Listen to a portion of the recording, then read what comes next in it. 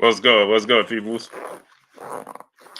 I wanted to talk about this because I know everybody's talking about it today. Ryan Garcia workout, media workout, which was not a media workout. Um, and I know everybody talking about Ryan eating his tacos.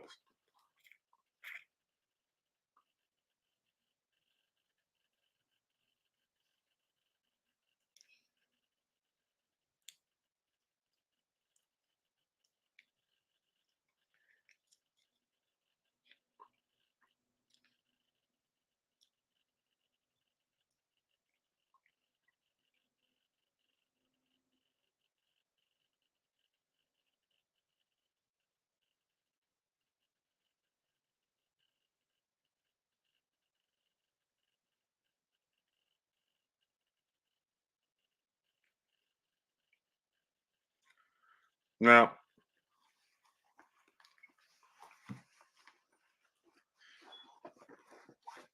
I know everybody's looking at it. So we're going to talk about this today because the Lakers going to lose.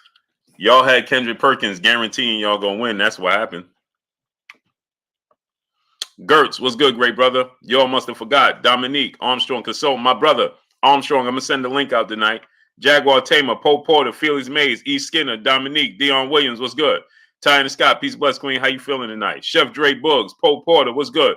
Evil's Game Realm, what's good? Robert Singleton, The Boxer's Mind, Shogun 76, what's good? Bloodshot 610, Charlie's Family, Thomas the Gazelle, what's good? AK Crowder, my brother. Gilbert Vasquez, John Merriweather, A.L. Bamad, what's good, great brother? Red, what's good? Ron, what's good? 6 Jacob, what's good? Lit for Life Films, what's good? Midas Touch, Mike G, what's good? Tyanna Scott, the Queen, Tasha Byers, peace of bless, Queen, how you feeling tonight? Mike G, Gilbert Rodriguez, Gilbert Vasquez, what's good? Sylvester Anderson, my brother. Tom Rice, what's good? Big Claytis, a.k.a. Big Texas, what's good? The Donnie P, Texas, what's good? Mike Lee, what's good with your comrade? Sending out that link tonight. Ronnie Miller Jr., James Wilson, what's good? Dominique Reynolds, what's good? Miguel Perez, Musa, Latrell Matthews, what's good? YCS, Ronald Ellis, what's good? Young Moses Entertainment TV, Big Sarge 31, what's good? Mr. Charismatic, what's good? Jalen Wood, what's goody? Infamous 01. Joe Johnson, what's good? David Jackson, what's good? Yeah, Gains Money Music, Ozbox and Deuce, what's good? So Richard Russell was good. So now I'm certain that everybody saw. See, now I looked at it from a different standpoint because again, I was an athlete. My kids was athletes. My friends are athletes. I know athletes, right? So I'm very familiar with athletes, okay? I'm very familiar with weight cuts because I was in the bodybuilding, as you guys know. Smash the like button as you come in.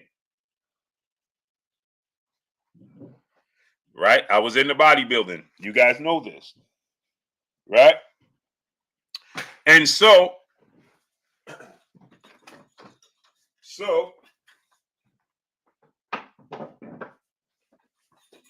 I had a mean weight cut one time. Right? I was boxing Deuce was good. I had a mean weight cut one time, right? Pray for Creasy. My brother, what's good? I'm sending out the link tonight. Boss of mine was good. So I had a mean weight cut. And when I did this mean weight cut, right? Man, I felt terrible. I looked crazy, right? Larice Davis was good. Cut up, everything. But I felt bad, right? And I'm like, man, at night when I go to sleep, I get some peanuts in my body, some water, and things of that nature. And before I go to sleep, I felt good. Saint Cyr was good. Shad 1419 was good. Jelly Bean 4280 was good. Oh, Louis was good. So now, yeah, Ryan said he 139 right now. So now, at night when I go to sleep, I feel good. You understand what I'm saying? It's like, I felt great. You understand? And it was like I got my second win. I didn't know why. Elijah, what's good? Brooklyn owned. Is Brooklyn in the house without a doubt? So now, Victor Flores, what's good? So now, I'm like, man, why do I, you know what I'm saying? Why I feel like this? Bermacy Bo was good. Boston News DC was good. This is before I overstood. Big S Bird was good. He said, Blue, why you don't like Mexican bosses? See, if you knew who I was and you actually watch me, Guillermo Maldonado was good, then you would know that would be the silliest thing you could ever say. Dexter Gamble was good. Salute to Alabama. But back to regularly scheduled programming. You would know that two of my all-time favorite fighters are Mexican fighters. T Bugs was good, great brother. Kaz was good. But since, comprehension and paying attention is the most expensive thing in the world, people can't pay it. Everybody has debt to paying attention. Mr. Skinny was good. Everybody credit to paying attention. 60-70% of the world credit with paying attention. They're in debt. Melvin Harris was good. Ken Darrow was good. Robert Singleton. Wally Lance was good. Tofu was good. April Poole, peace bless Queen. How you doing today? So now check it out. Right?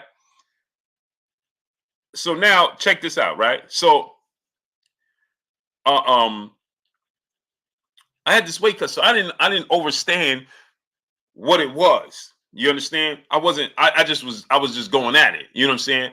I was just young and I was aggressive with it. You know what I mean?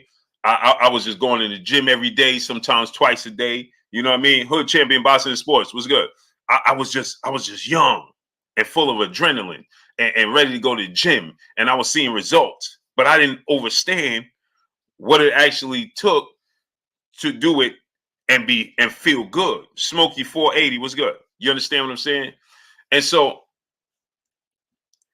now I'm like, man, why do I feel like this? You understand what I'm saying?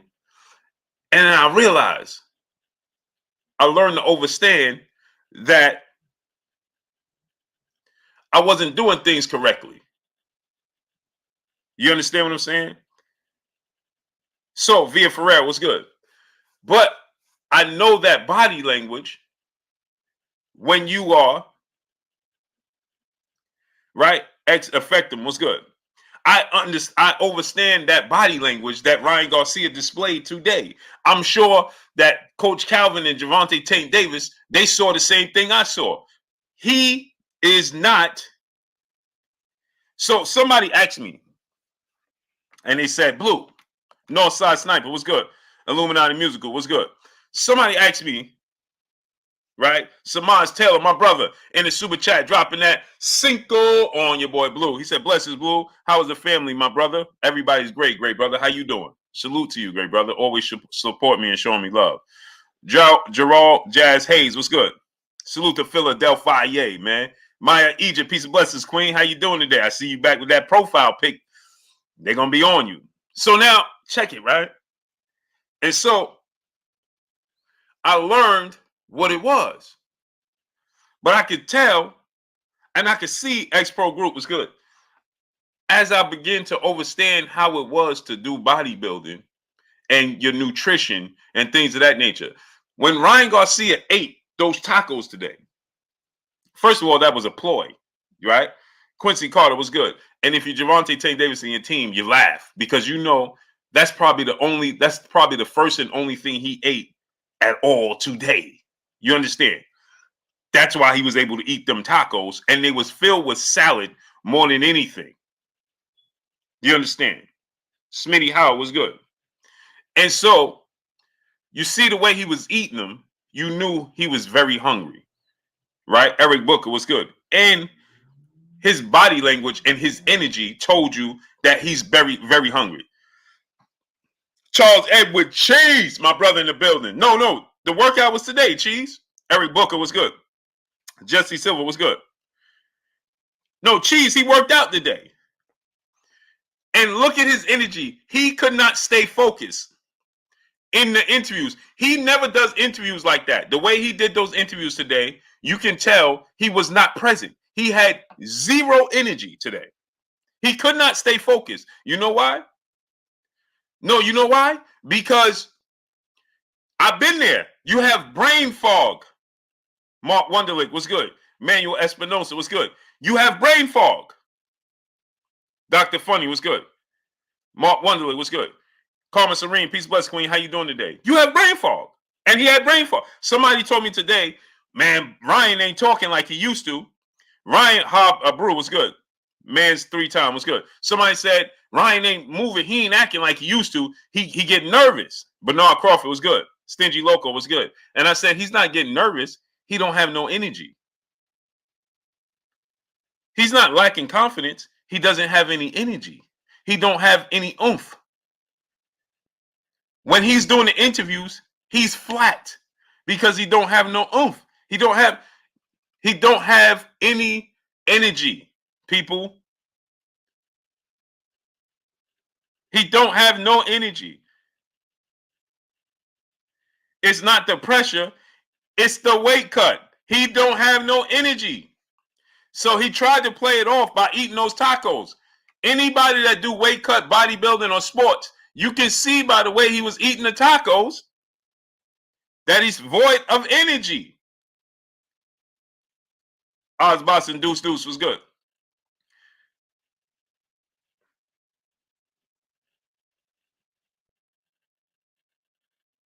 He would hit the pads for about 30 seconds, and then he would stop.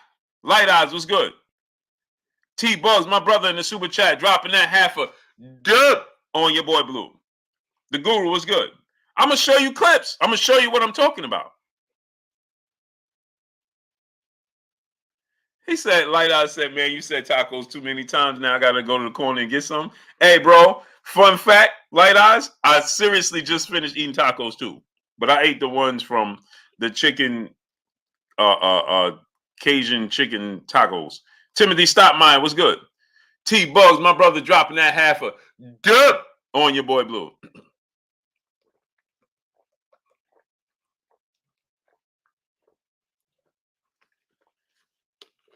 If you understand what's going on, Ryan Garcia didn't have any energy, people.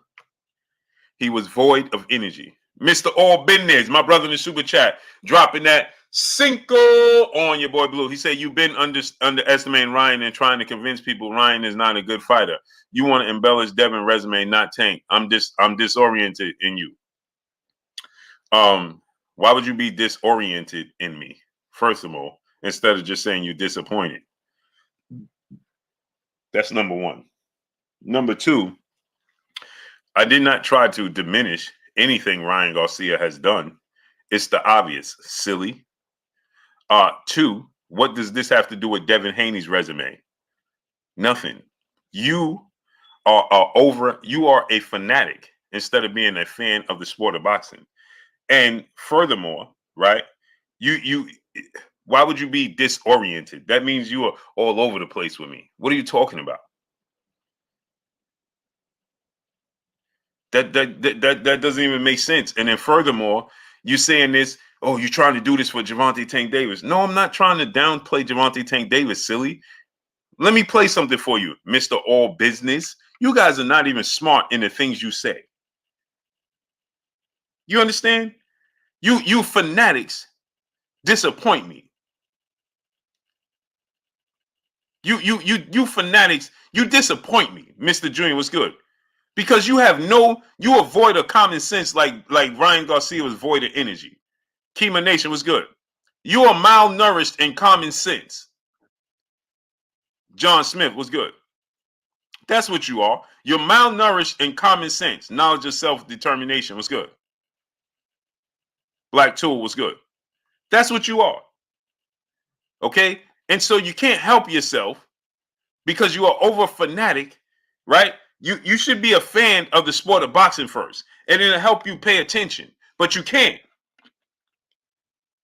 You're disoriented. I'm disoriented.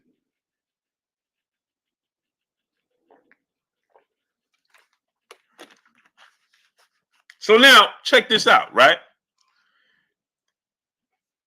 Let me ask you a question, Mr. All Business. Tan Quill was good. What did Floyd Mayweather say How does Floyd Mayweather describe Ryan Garcia? Mr. All Business. Stingy Loco, what's good? Or should your name be Mr. All Fanatic? Huh? All Fanatic should be your name. This dude said, I'm disoriented. Look at the words he's using. Don't even make sense.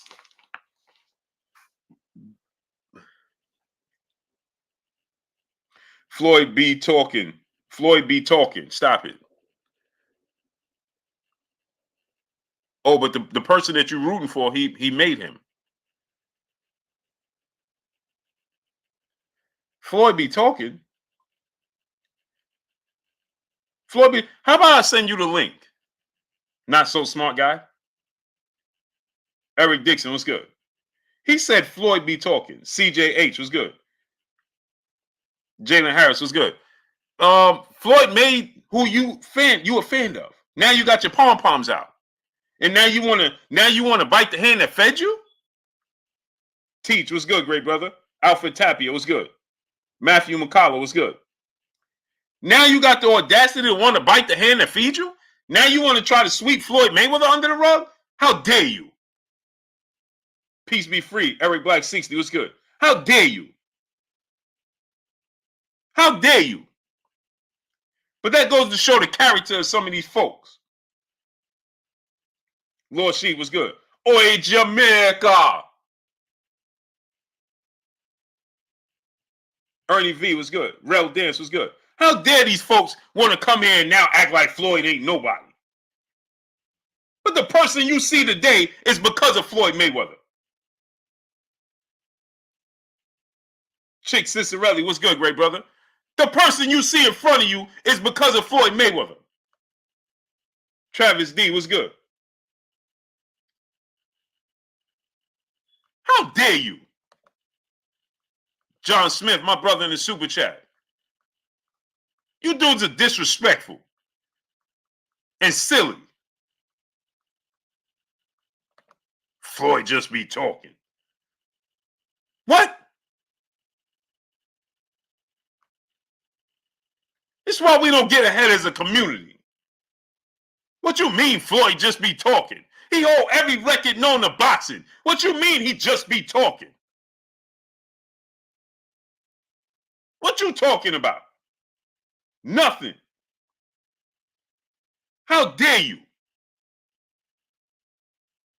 You got the audacity and the nerve. Eric Booker, my brother in the super chat, dropping that dub on your boy Blue. Salute to my brother Eric Booker in the super chat, dropping that dub on your boy Blue. How dare you? Hey, man, you dudes annoy me and disgust me.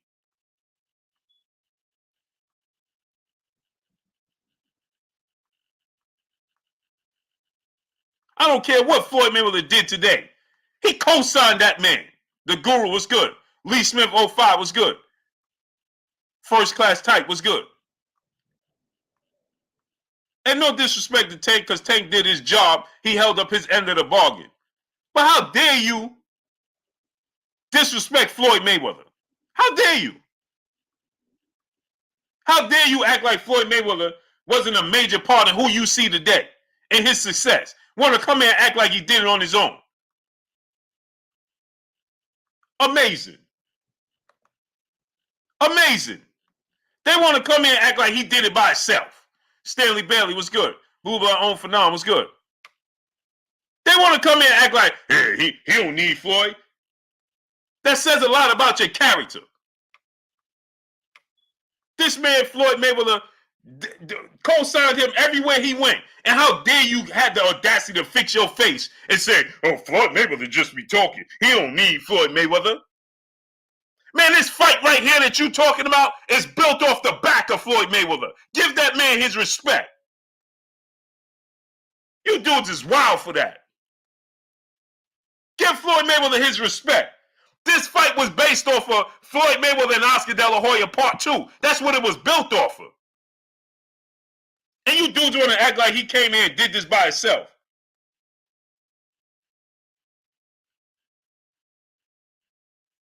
Amazing. This whole fight was built off of Floyd Mayweather.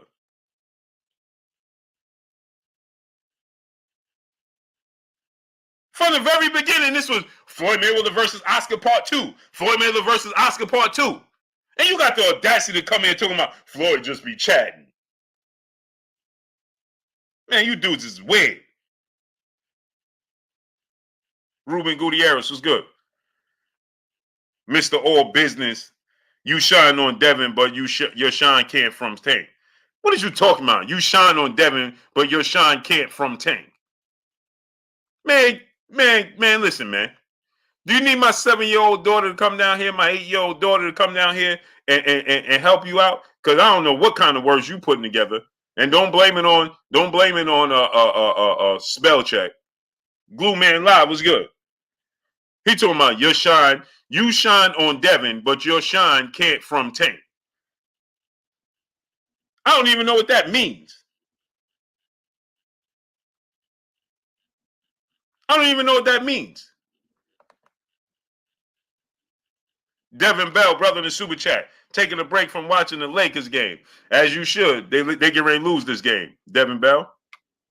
They get ready to lose this game. For sure. They get ready to lose this game. King Grayson was good.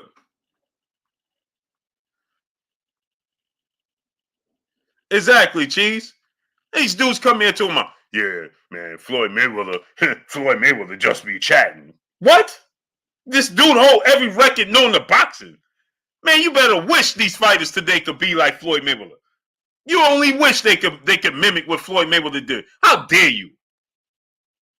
This dude done paved the way for dudes to be making millions upon millions and talking about pay-per-view and all that. Man, you didn't even know what pay-per-view was. Everything was good. You dudes didn't even know what pay-per-view was till it was Floyd Mayweather. Because you wasn't around to know who Mike Tyson was. Got the audacity to come here talking about, yeah, Floyd Mayweather just be chatting. Nobody need Floyd Mayweather. GB Lifetime Vids was good. Tyler Donnelly was good. Nobody need Floyd Mayweather. He just be chatting. Floyd Mayweather just be talking. You dudes disgust me. Mr. Business back in. So Floyd shouldn't forever thank Oscar for building him. Floyd was already a 4-division champion. He was already a Hall of Famer, and he was already a pound-for-pound king. Get yourself right, brother. Get yourself right. Because you sounded silly. Because you sound real silly. You know how many Hall of Famers Floyd Mayweather beat? He was already the pound-for-pound king and already a pay-per-view superstar and already a Hall of Famer and a 4-division world champion. Silly. Non-boxing fan.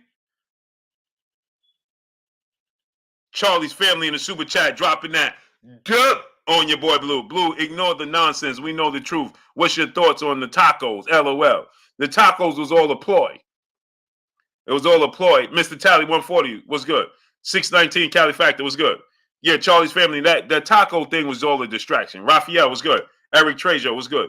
It was to make you think that he's comfortably making weight. You see how he eat it. He ate it hostile, and then he took his time and paced himself. You can tell.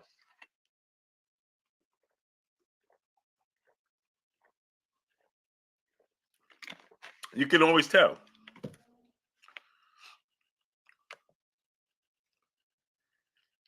Glue Man Live, my brother in the super chat, dropping that half a good on your boy Blue. He says, just showing some love to my man Big Blue. Salute to my brother Glue Man Live. Where you been at, great brother? Cecil Jackson was good. Genesis Spence was good. King David 87 was good. Yeah, these dudes come in. OPJ 5E was good. Hey, Floyd Mayweather.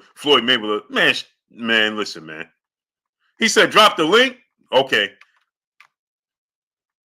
I'm going to cook you like raw meat. Dion Williams, my brother in the super chat, dropping that half a good on your boy Blue. I'm so tired of people blaming Floyd for fighters being afraid to lose.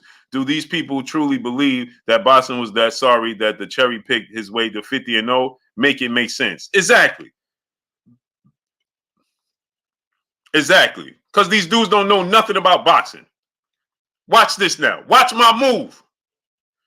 Curtis, what's good? Dion Williams, watch this now. Devin Bell, brother in Super Chat, he said someone getting smoked like the Lakers. Yeah, watch this now. He told me I'll drop the link. Now watch this now. I'm dropping the link. Now watch this now. Watch how easy this is. Because see, this is the thing. You should be a fan of the sport of boxing first. He knows nothing about boxing. Nobody clicked the link except old boy with his pom-poms out.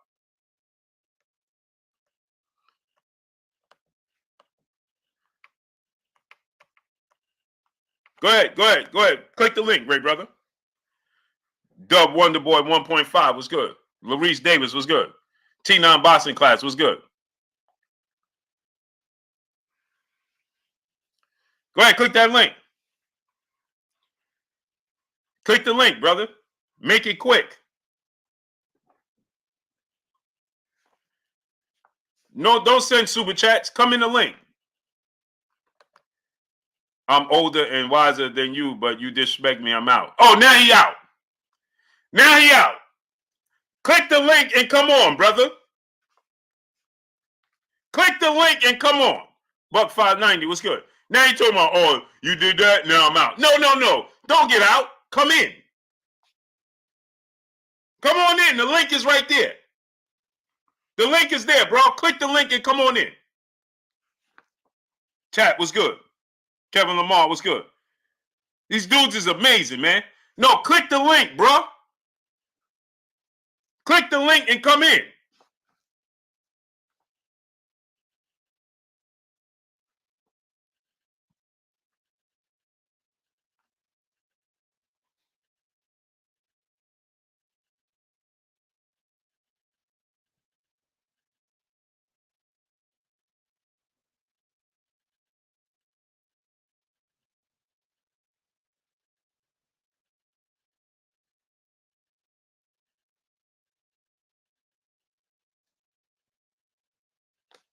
Click the link, bro.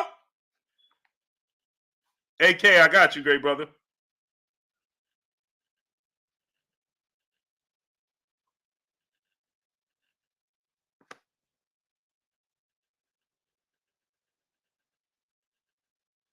Inside square circle, my brother King Judah. What's good?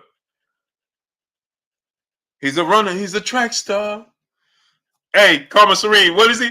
He's a runner. He's a track star. Hey, bro, no, click the link and come on in here, man. Click the link, bro. Boxing Menu Podcast. What's good? Come on, bro. Click the link, bro. You know you didn't leave. We all know you didn't leave. We all know. We all can still see you. We can all still see you. Come on in.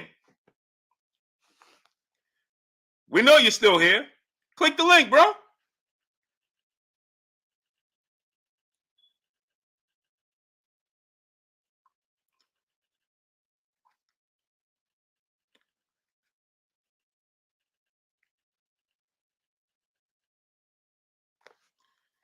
Blue, tell me that stop using my name. Yeah, old business Dino, what's good? Now he disappearing. Young Moses Entertainment TV, what's good? Man, come on, man. We still see you, brother. We still see you. Come on. Click the link. Young Hollywood, what's good? Illis Gorilla, what's good? Brian Corbett, what's good? Now you're going to watch in silence. You see what I'm saying?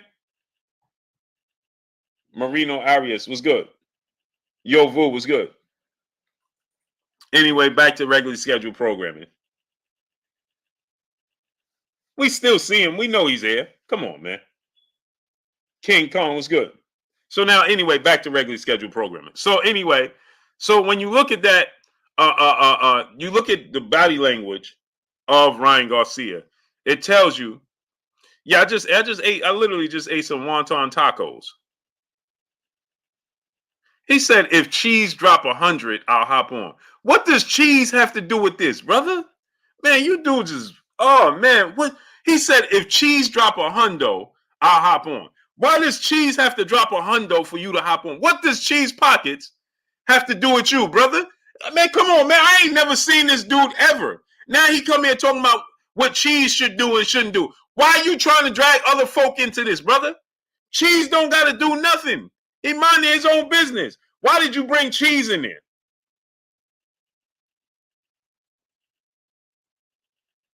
This dude said if Cheese drop 100, man, come on, man. You dudes is weird, bro. Hey, man, hey, bro. Man, go ahead, brother. Blue Man Live, my brother in the super chat again, dropping that Cinco on your boy Blue. Come on, Claytus. Click the link. Man, this dude said if Cheese, now he got stipulations in the contract. Now he want rehydration clauses. You know what I'm saying? Now he want rehydration clauses and things of that nature. He said if why don't you drop the hundo? Man, come on, man. Puget Shiznit, what's good? Hey, man, I've heard it all, man. Eli Zachary talk everything. What's good? Yeah, exactly. I ain't never seen this dude a day in my life. First time he come out here, now he told me, man, if Cheese dropped the hundo, man, what does that have to do with you? What does that have to do with him? How does that benefit him? Hey, bro, now he's obsessed with Cheese. Cheese, you got to be careful, man. Irving Green was good. King Alfred, a.k.a. Big South, was good. Big Dog Willie, my brother in the super chat, he said Bill Wolf Ticket Haney is selling premium tickets. Hey, Big Dog Willie is wild. Kenichi Bear, what's good? Hey, bro, I ain't never heard this before in my life, Kenichi Bear. Dude said if Cheese drop a hundo, I'll jump on. Bro, this conversation is between me and you. He bringing it. He's a snitch. I know a squealer when I see one. Sylvester Solomon, 2011 was good. How the Joker said it. I know a squealer when I see one. He's a squealer.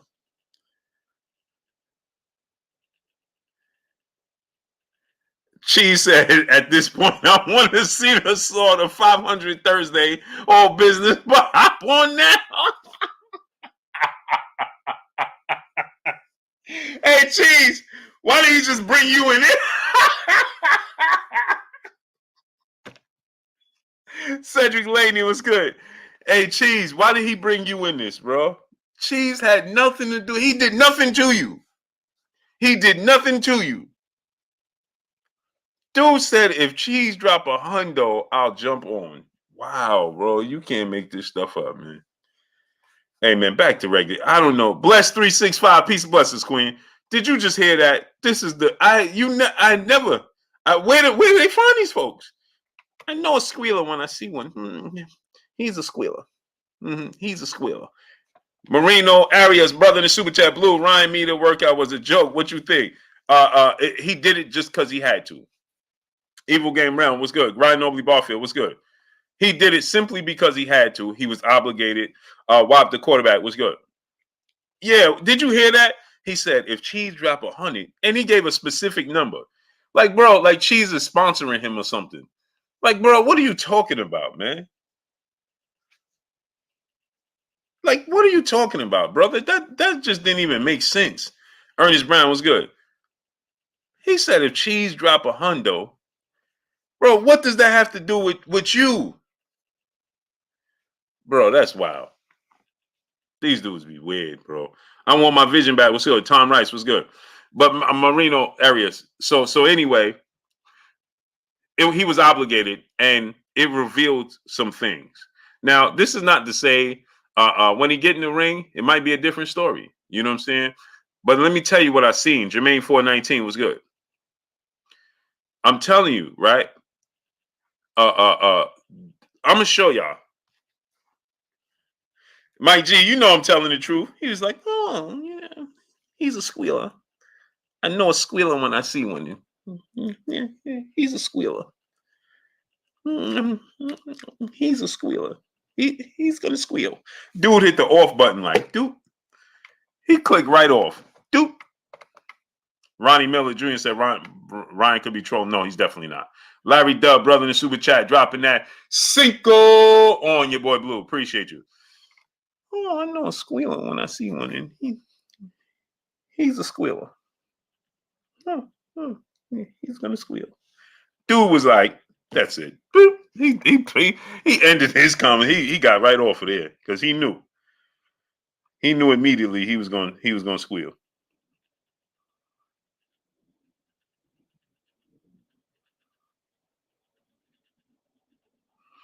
So,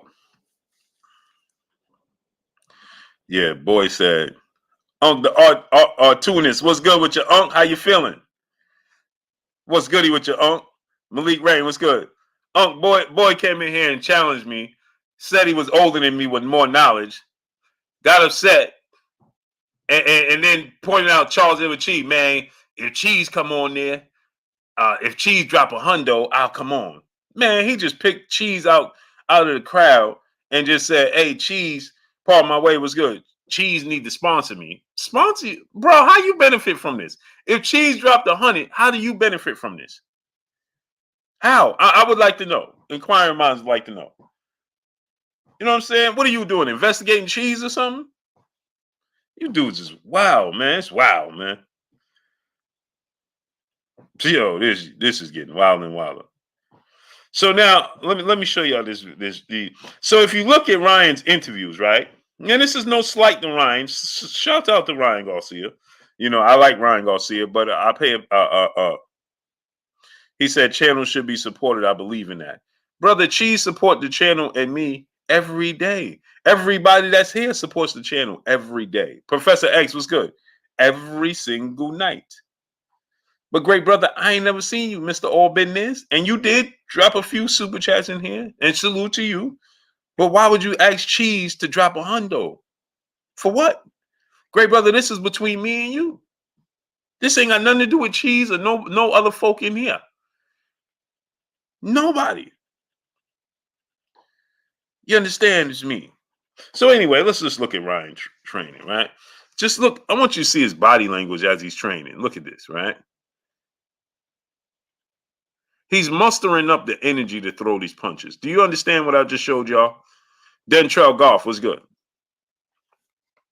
Let me show y'all again. Look, he's mustering up the energy.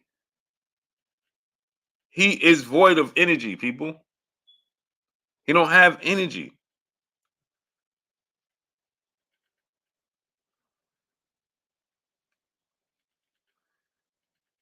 Tony T was good with your nephew. Kizzy, peace, bless the queen. How you doing today? You see, he don't have the energy. He's mustering up the energy to throw these punches. You see how long he took to get under that. You see how long it took for him to get under that punch?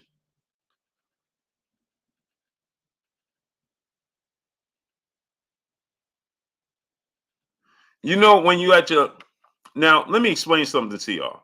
LeVar Cooper was good. Right? You know when you're working out, J. Kurt 20 was good.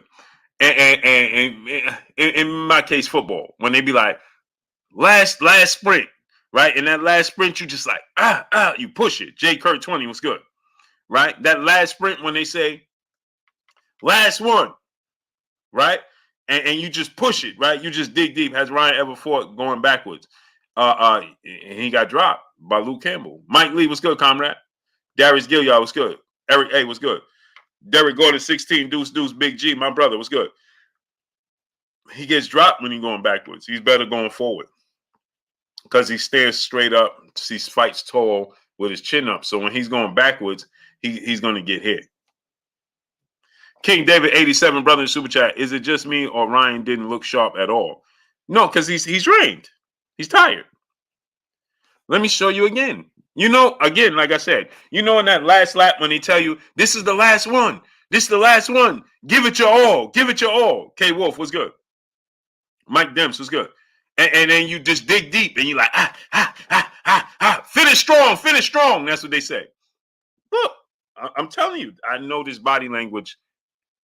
Man, listen, man. I train for myself. I train athletes, everything.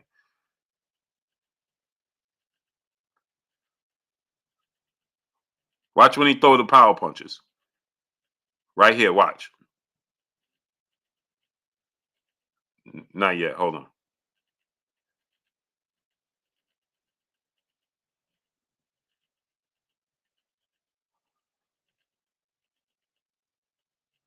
You see how he went under that? Sluggish. He's sluggish, people. See right there? He's pushing it. He's pushing it. See, he's pushing it. And he's tired. Preacher Joe, what's good? Spencer, I can gather body language. Brother Fishing, what's good? Stingy Loco, what's good? I can pick up on body language. Stark 7, what's good? Now I'm not saying this is going to win or lose him the fight. Big Drew, what's good? I'm not saying it's going to win or lose him the fight. You know, he can replenish, he can rehydrate, and he might be good. Marquis was good. Should fighter be forced to fight at their natural weight? No fighter today fights at their natural weight. Not one of them. Alan was good. DOG 215, my brother was good. Eric A was good. Okay, Cheese. 90% of the fighters today are not fighting at their weight. We have 551 people and we have 294 likes. Wipe your feet before you come inside. Ring my doorbell before you walk in my house. Get the likes all the way up, people. KD the Boxer was good. Oz Boxer Deuce Deuce was good.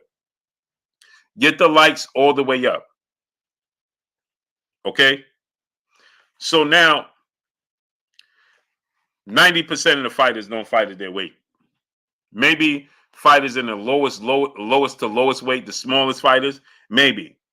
Angel Rodriguez, what's good, great brother? But 90% of fighters don't fight on their weight. Jay Kurt 20, my brother in Super Chat. Where's Joe Goosen? Why is he never around? He was standing there giving directions. Kendrell, what's good, great brother? Hope now, what's good? Now, let me tell you another thing. This took place at his friend's house. Do y'all know that? This took place at Ryan Garcia's friend's house in his friend's backyard.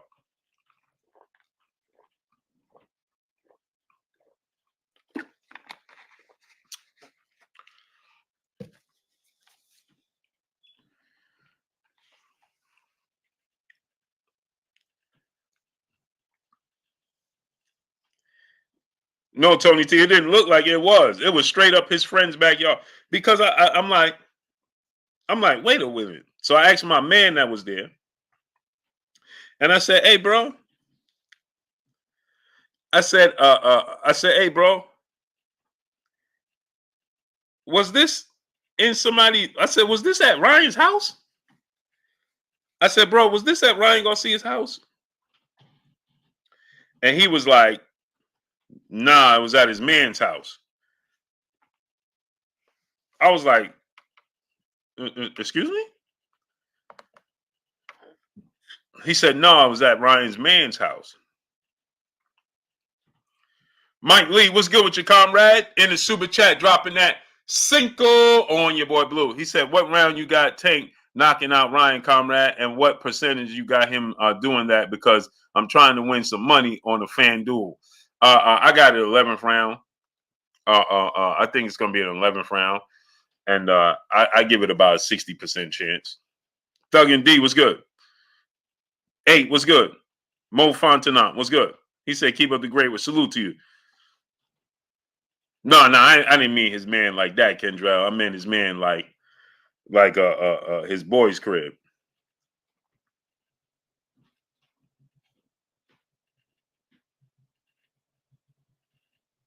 Cindy Rivera, peace and blessings to you, Queen. Appreciate you in the Cash App, dropping that half a dub on your boy Blue. Appreciate you, Queen. Salute to Cindy Rivera in the Cash App, dropping that half a dub on your boy Blue. Appreciate you, Queen. No, I didn't mean it like in that type of way.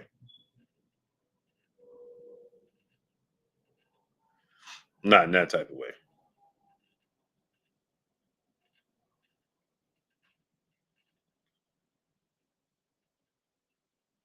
I don't know what's going on with my Cash App.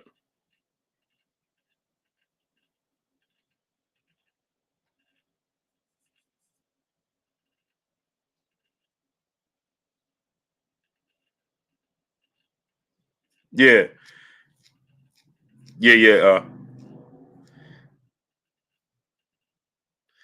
Noah Thurber, where you been at, bro? You better not say a word in here. Unbiased boxing talk was good.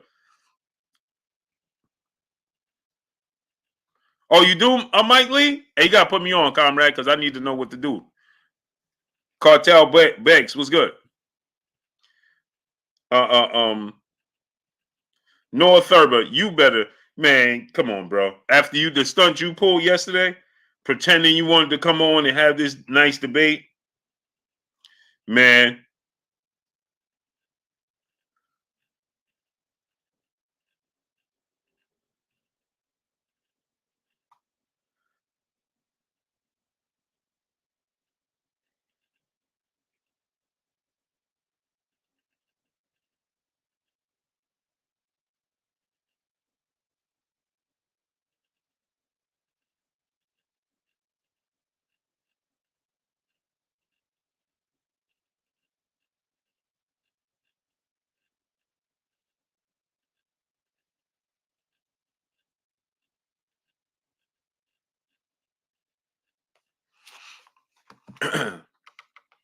Noah Thurber did all that talking yesterday. I put the link in there, and he disappeared. Antonio Carter was good.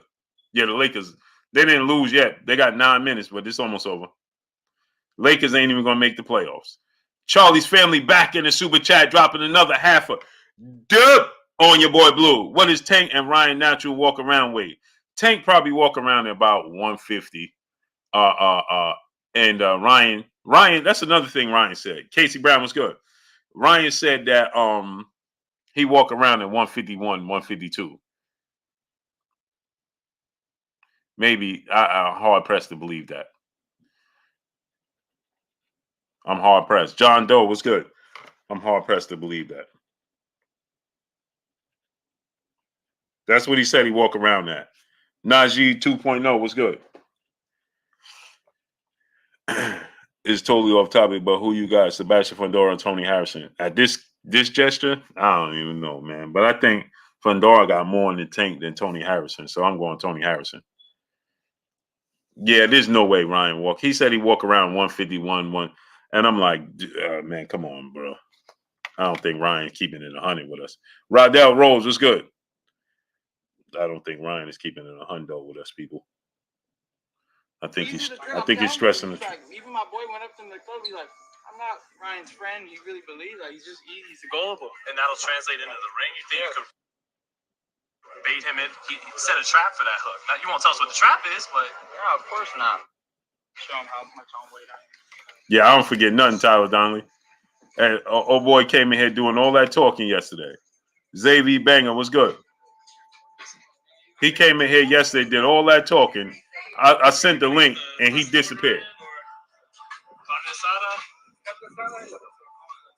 Look at Ryan. I want some tacos. Man, come on, man. And I like Ryan Garcia, but I mean, come on, bro. Yeah, the Lakers is down 5. They down 5.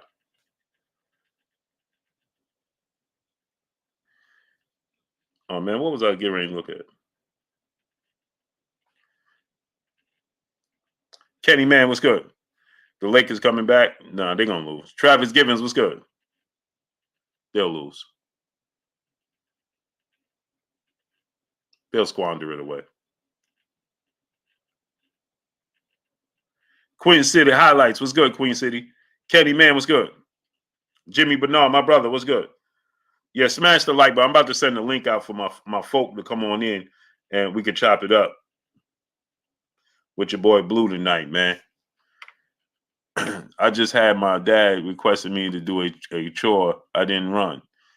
Oh man, you young? How old are you, brother? Cause now you made me feel bad.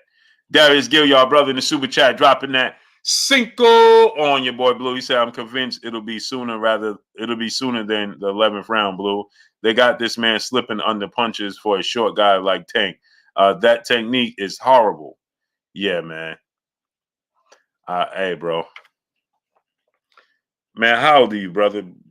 Bro said my dad had me doing chores. I ain't, man. You 21, Noah Thurber? I apologize, man. You young, man.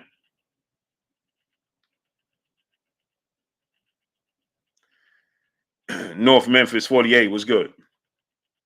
To me, you're extremely young. So I'm going to give you a pass. North Memphis 48 was good.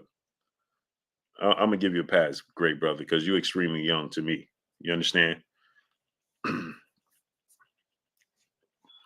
Lakers going to be down out the playoffs in a second. So his body language. DJ Casperine was good, great brother. I can't believe there's people who think Ryan Garcia stops Tank. Oh, he got the ability now. Let's not. Hey, let's not. He not young. He grown. I knew Dog was going to say that. How Dog? How did I know it was going to be you to say that? I knew you was going to say that, brother. I knew you was going to say that. And I knew Dog was going to say that. But I just look at you. There's different types of 21-year-olds. You know what I mean? I got kids, and some of my kids, 21, for them is like, depends how you was raised. Donovan Fox was good, and he seemed like he was raised pretty sheltered. You know what I mean? Shad 1419, my brother in the super chat, dropping that half a dub on your boy Blue. He said, Blue, if Ryan loses by KO before the 7th, do you feel a fight between him and Shakur or Devin still makes sense, or does he drop down to contend with Keyshawn and Frank Martin? No, he still. Yeah, see, that's the thing. Let me see. I still want to say, man, because he get knocked out by Tank and, like, let's say he get knocked out in the 6th round. I mean, getting knocked out by Tank, it happens. Mr. Sandman 1025 was good. You know what I'm saying? So it's like getting knocked out by Mike Tyson or knocked out by Deontay Wilder. It's like, it happens. You know what I'm saying? It's not surprising. And anybody could get knocked out by them. You know what I mean? So to get knocked out by one of them, to get knocked out by Tank, I mean, his stock is going to drop some, right? But is he still worthy? Do we still want to see him and those guys? I still want to see it. You know what I'm saying? The problem with Ryan Garcia is that he just doesn't have the experience right now. You understand what I'm saying? He don't have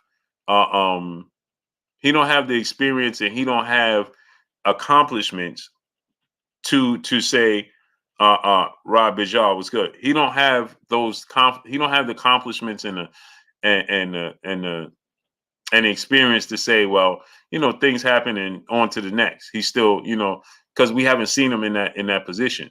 You know what I'm saying? We haven't seen him beat, you know what I mean? Let's say he had beaten Isaac Cruz, and let's say he beat,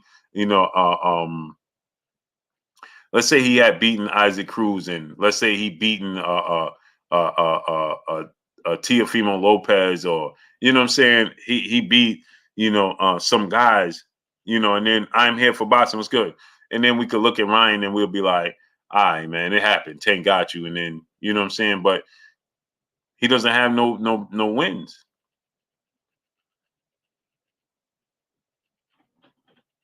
He just don't have none of those. So Ronald Ellis was good. So it's hard, Shad, dropping that half a dub on your boy Blue. It's hard because we just haven't seen him in those type of fights and those type of wins. So it's like, and we don't know. So maybe he might call it quits. Q Lee was good. Round Town was good. He might just say it's over. You know what I'm saying? And retire.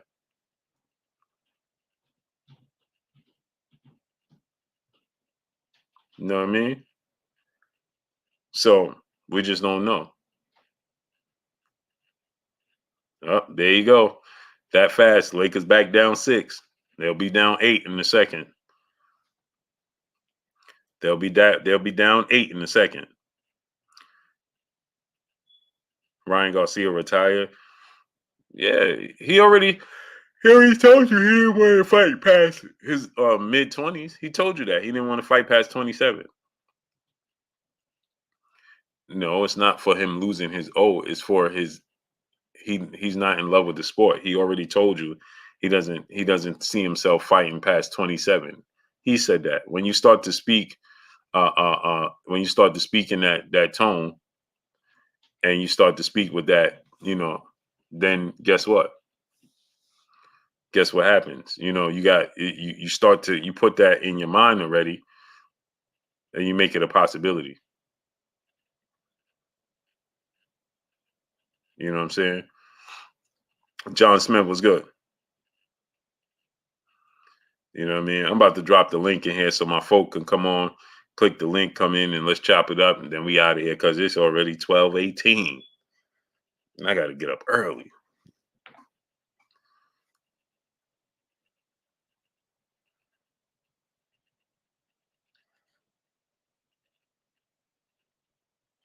DJ Casper Marine, my brother, as a family member, channel member, he said, "Can't believe it's been 5 months, Blue. You got the best boxing content out there, uncontested." Salute to my brother DJ Casper Marine. I appreciate you, great brother, and salute to everybody that's a family member. Appreciate y'all, man.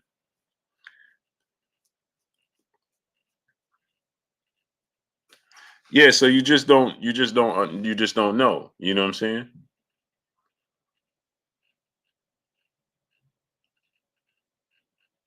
Oh, there you go, another 3. Now they down 7. What did I tell y'all? They're gonna be down 8 soon. They'll be down 8. Let me drop the link in the chat so my folk can come on.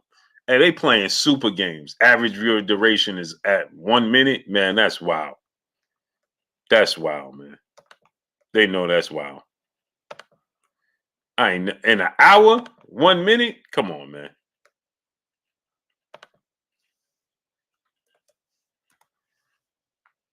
That's wild.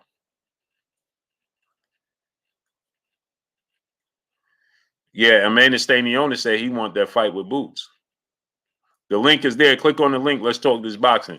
Amanda Staniona said he want to fight with Boots. That's what he said. He said he been wanting to fight since he was 10-0, and they brought it to him. They first brought it to him when he was 10-0. That's what he said.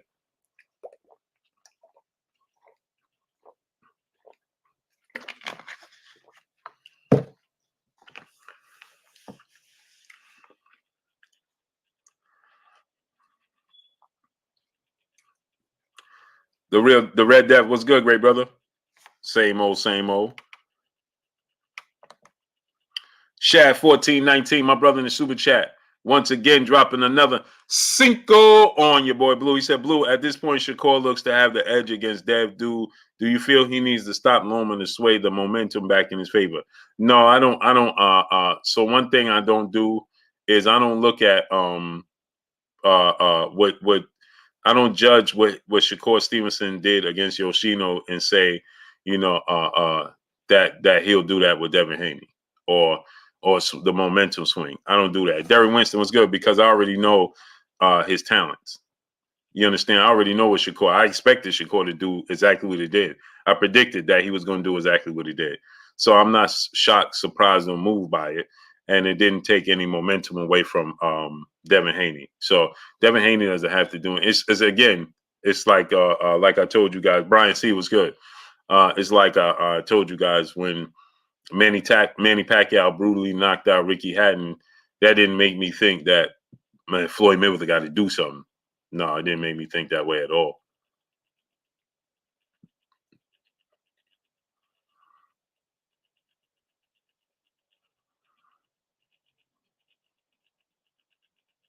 Man, this dude Anthony Davis is always hurt, bro. That's weird, man. You catch Shakur on the Breakfast Club. He ain't sound like yeah, I heard Big George 850 was good. Sound like he did right after the fight. He ain't sound like he did right after. Oh, yeah, with the Devin talk, he said, yeah, he started talking about the business. Jeremy Hurd was good. Yeah, he started talking about he said Devin Haney ain't ducking him. Yeah, Floyd fought Hatton first. He fought Hatton and he knocked out Hatton in the 10th round. And then Manny Pacquiao came right behind him and knocked him out in the second or third round. So what I'm saying is Manny Pacquiao's performance didn't sway my opinion. You understand? Just like Shakur Stevenson performance against anybody other than Devin is going to sway my opinion of who I think will win. Just like Tank could go in there and blow people out. It's not going to stop. I've been around this game for far too long and understand it far too much and understand Preacher Joe is good. And I understand how it operates way too much to feel like you know momentum went in one. No, that's not how this sport operates. That's not how it works. When you look at fighters overall, man, there's some things that happen in fights, you know, that it's just you could look great against this fighter, and then Musa was good, and that means absolutely nothing. So I'm too well versed to understand how this operates. You understand what I'm saying? And Blue, you giving Ryan 11th round is crazy. The reason I do that is because Tank is Tank is a strategic fighter. You understand? Tank is not a fighter that's going to go in there and it's the style of how Tank operates. You understand what I'm saying? Um, just like Mario Barrios went to the 11th round. You know what I'm saying? Uh, uh, Hector Garcia got to the 9th round. You understand what I'm saying? Help someone was good. They're not as good as fighters as Ryan Garcia. They don't have the Ryan has the equalizer that Mario Barrios and Hector don't have. So Tank going to be even. I know Tank told the world I'm coming out swinging, right? Angel Rodriguez, I'm doing great, great brother. How you feeling? I know Tank told the world the other day, when I go in there, I'm coming out swinging, and X, Y, so on and so forth, right? I know that's what Tank said. That's not how Tank is. That's not who he is. That's not how he fights. That's not how he operates. My brother Armstrong Consultant, what's good, great brother? What's going on, Blue? How you feeling, man? I'm just a squirrel in your world. You already know. Yeah. The wife said, "Hey, she tell us that peace of blessings." Yeah. She just heard you. Yeah, tell us that peace of blessings. I think you're the only video I could probably play that won't annoy her. You know what I mean? Hey, that's love right there, man. Yeah. Man. No, but I seen Cora on the Breakfast Club. Yeah, what you think about that? Like, so he was being he was being how do you say it? Like he was being political.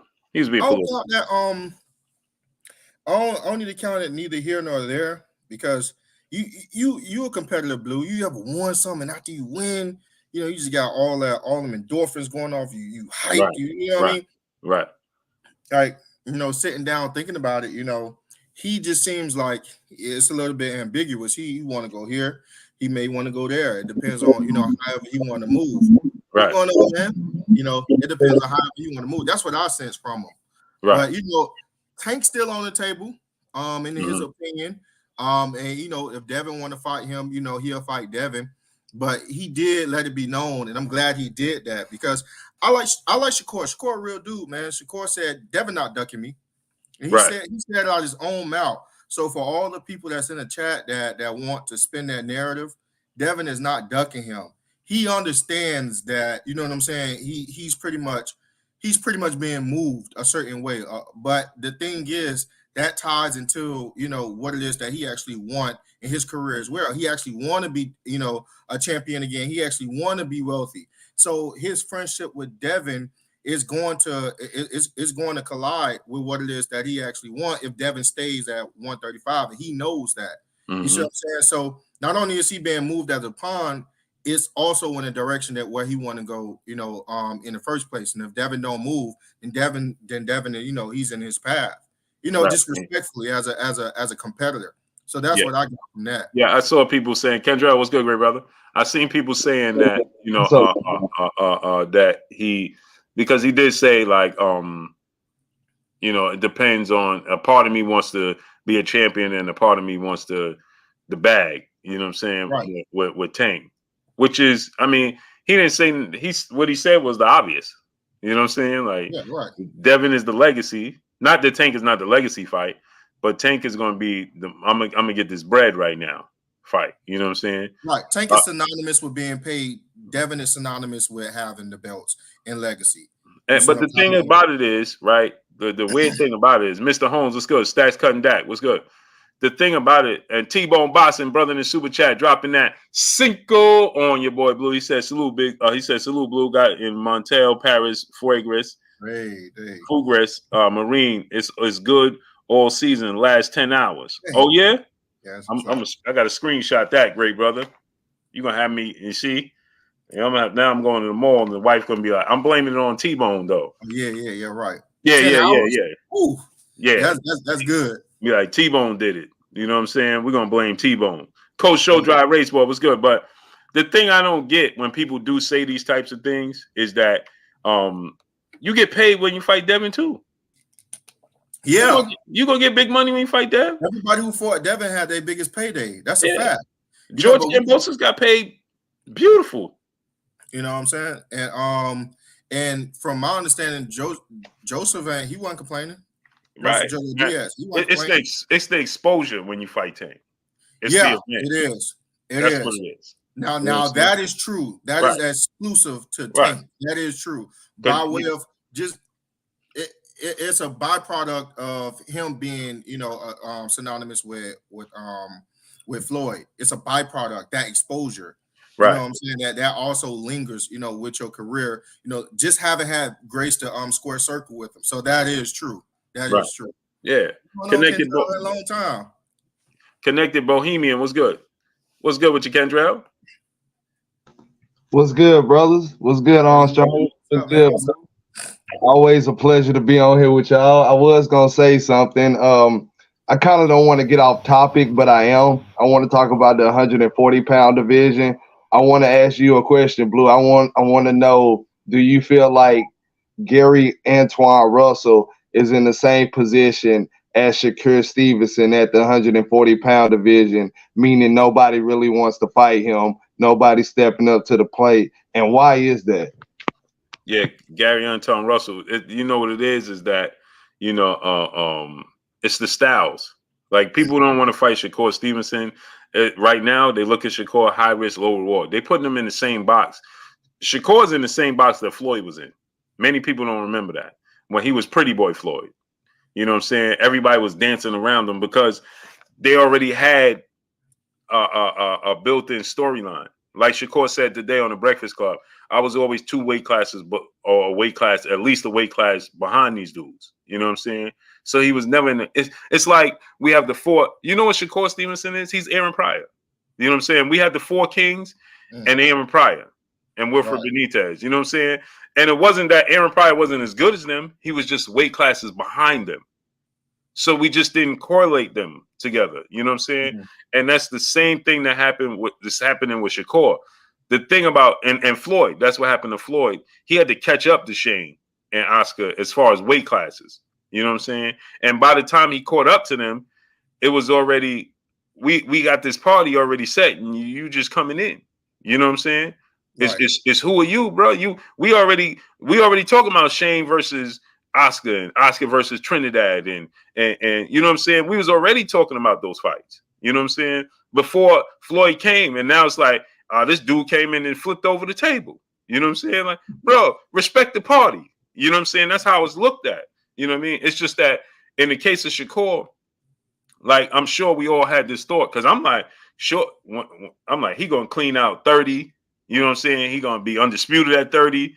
He might fight Gary Russell down there. You know what I'm saying? We might get, you know what I'm saying? It was fights like that we was putting in our brain with Shakur. And then before we knew it, he's in this division. You know what I'm saying? And now it's like, okay, we know he got the talent like everybody else, but it's like, where do you fit in? You know what I'm saying? And it's the same thing with Gary Antoine Russell. He came in on the back end, Regis and Josh Taylor and Ramirez, and you know what I'm saying? And now it's like, oh, surprise, I'm here. You know what I'm saying? And he's like Boots at welterweight. It's like, bro, we want to see Terrence Crawford, Errol Spence. You know what I'm saying? We know Boots got the talent to compete with them, but you know, it's kind of like, all right, bro, just give us a second. You know what I'm saying? We're going to get to you. Just give us a second. You know what I'm saying? We already establishing things over here. Because we know that people like Gary Antoine Russell, Shakur, and Boots can upset what we already had plans. You know what I'm saying? Now he could come in and kick over the table, and everything we already planned ain't happening no more. That makes sense. You know what I'm saying? And we don't want to. It's not that we don't want to see it. We just like, hey man, give us a second. You know what I'm saying? Let us finish seeing this. You know what I'm saying? And then because we look at them like you got time. You know what I'm saying? Yeah, Anton Russell was like 25. Bro, you got time. You know what I'm saying? Let us finish seeing this over here because we feel like, hey, we look at Regis. Gary might roll over him. No disrespect to Regis. He might roll over Josh Taylor. He might roll, you know what I'm saying? And now what? We don't like, human beings don't like change. It's just what I was going to say, they was so quick to make the Mario Barrios fight for Keith Thurman. They need to make the Gary Antoine Russell fight for Keith Thurman at 147 and let him go ahead and move up. And I really think just how him and Boots fought in the amateur, that'll build into a big name at 147 in the pros and let them go ahead and get it down because both of them boys are bad. They but both. You know what it is? Is Gary want to be a champ. He want to be undisputed at 140. He told me that in the hotel. He's like, he deserves it. I don't think Regis can beat him, and that's no shout out, no slouch to Regis. I don't think Josh Taylor can beat him. I don't think Jose Ramirez can beat him. I really think he's the man right now at that division. Right. Who you got? T.O. versus Taylor. I got Josh Taylor, man. Josh Taylor all day. Yeah, I got Taylor. I was like, oh, I don't know about this one, T.O. Josh Taylor is like a bigger version of Sando Martin. Right. He's a bigger, better version, and he really got dropped twice by Sando Martin, and he really lost that fight. And now you put him in there with Josh Taylor, who's a bigger version, better version of Sando Martin. I was looking at the interview. I'm like, T.O. just carried this energy of just uncertain. Yeah, you know what I mean? Just this uncertainty that he carries with him. I'm like, I don't know about this one.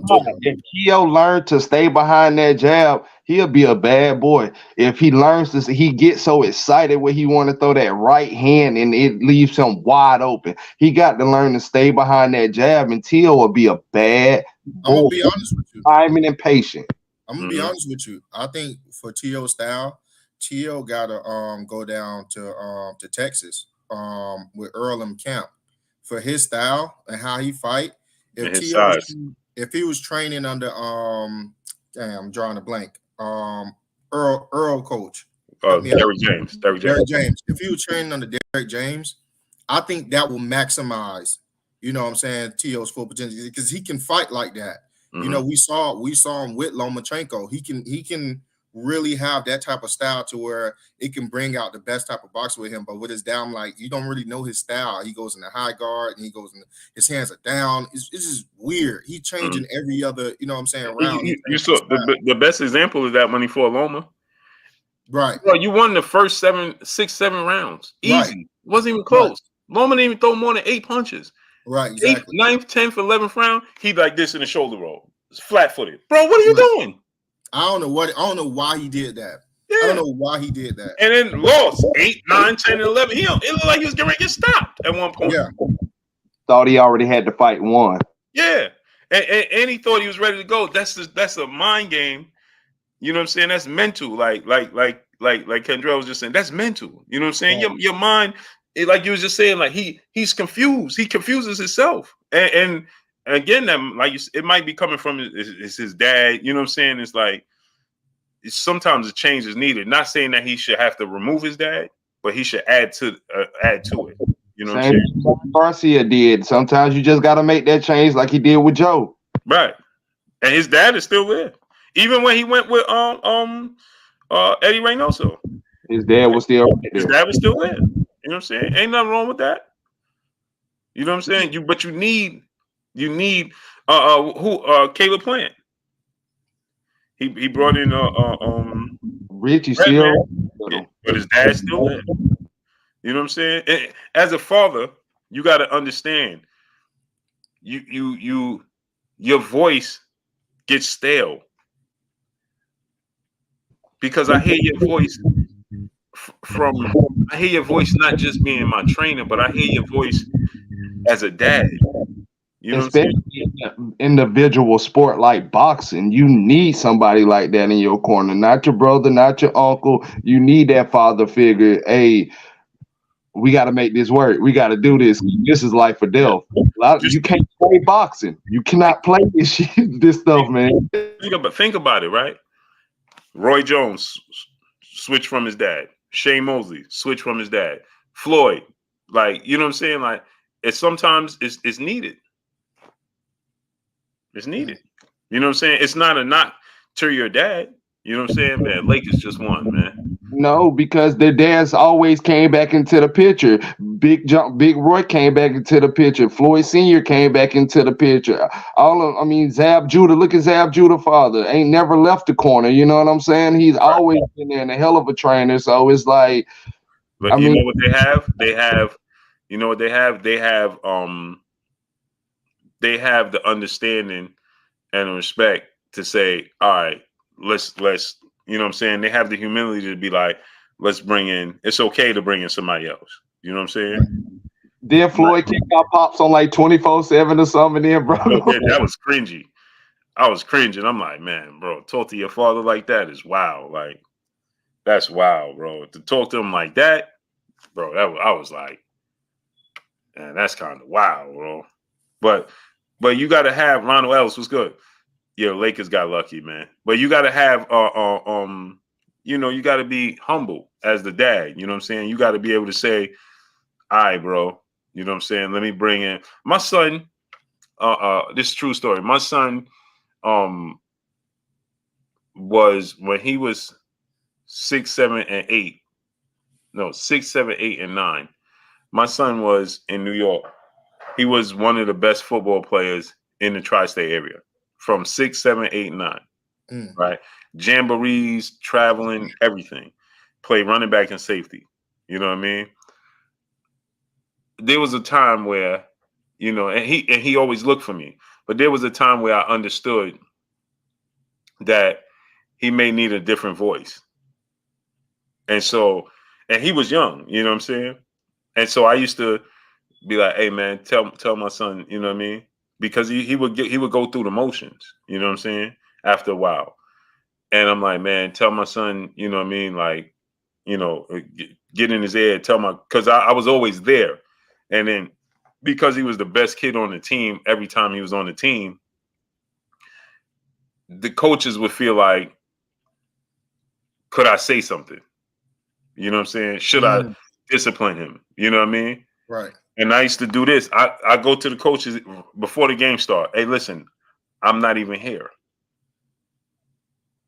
I'll stand on the sideline just like Armstrong sitting there, like this. Right. You know what I'm saying? And he would look at me. Hey, don't look at me, bro. And I trained my son since he was 3 years old. Since he was 3 years old, I trained my son. But I would sit like this.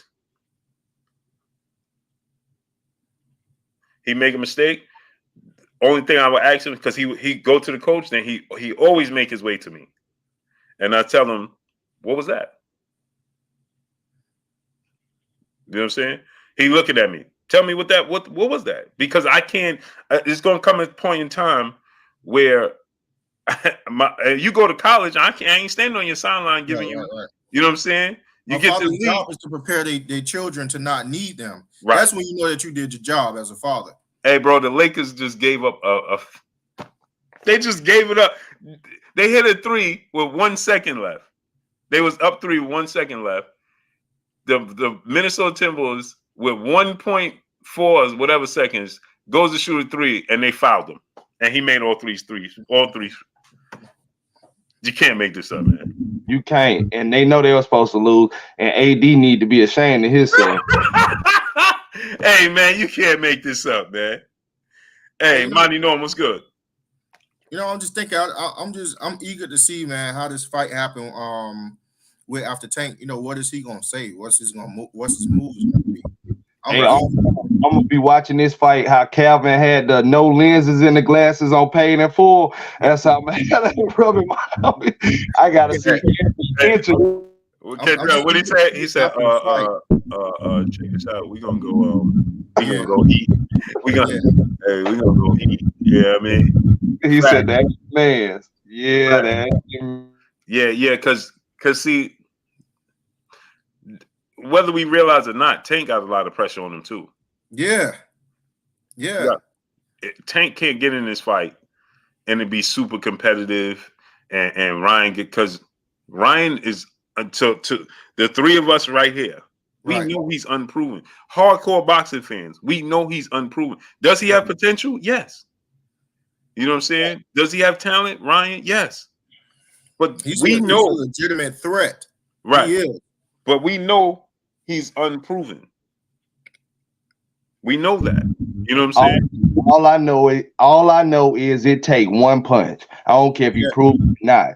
This is boxing. This ain't football or soccer. All I know is if Ryan Garcia go in there and connect with a punch, as Roy Jones, Floyd Mayweather, Oscar De La Hoya, everybody has stated, he has punching power and hand speed. If he go in there and hit Tank in the temple, in the top of the head, or the right place on the chin, anywhere, God forbid it, but if it happens, Tank's going down. Mm-hmm. Tank gets hit. You know what I mean? It's not like Tank don't get hit. He gets hit. You know what I mean? Tank can choose not to get hit, but you know, at certain times, dog do come out of Tank, and I think Ryan can benefit if he decides to turn into a dog. Well, let me ask you, Armstrong, with Tank being 5'5", 5'6", how is he in a position not to take a punch? He has to take a punch to throw a punch. He got like 7-inch arm reach. Like he's too small to be fighting Ryan Garcia. And he's gonna have to take a couple to get inside, and that's what I'm afraid of. Yeah. No, you ain't telling a lie, man. I'll stop you when you start lying. You ain't lying, man. You ain't lying at all, man. King David 87 in super chat dropping that. You gotta be careful, man. On your boy Blue. He said, I don't know, fellas. I don't like the way TO2 been looking, but I think he will come out on top against Josh Taylor. Oh, TO. He said Josh Taylor ain't been looking great either. For real, 50-50. Yeah, well, Josh Taylor just didn't look good against Jack Catterall. Which is another thing that we got to look at too, because Josh Taylor ain't fight since the Jack Catterall fight. He didn't look good in that fight. You know what I'm saying? So, and remember, he was saying that he couldn't making the weight 140 wasn't easy. So why is he still there? Why is he still there? It just behooves me. Like, bro, what are you there for? This fight was completely unnecessary for Josh Taylor. And if he would have moved up, Blue, am I wrong? If he would have moved up after he won Undisputed, when he would have been like the #1 mandatory for. Remember we was talking about him and Terrence Crawford, because he would have been Terrence Crawford mandatory for the WBO. Gotcha.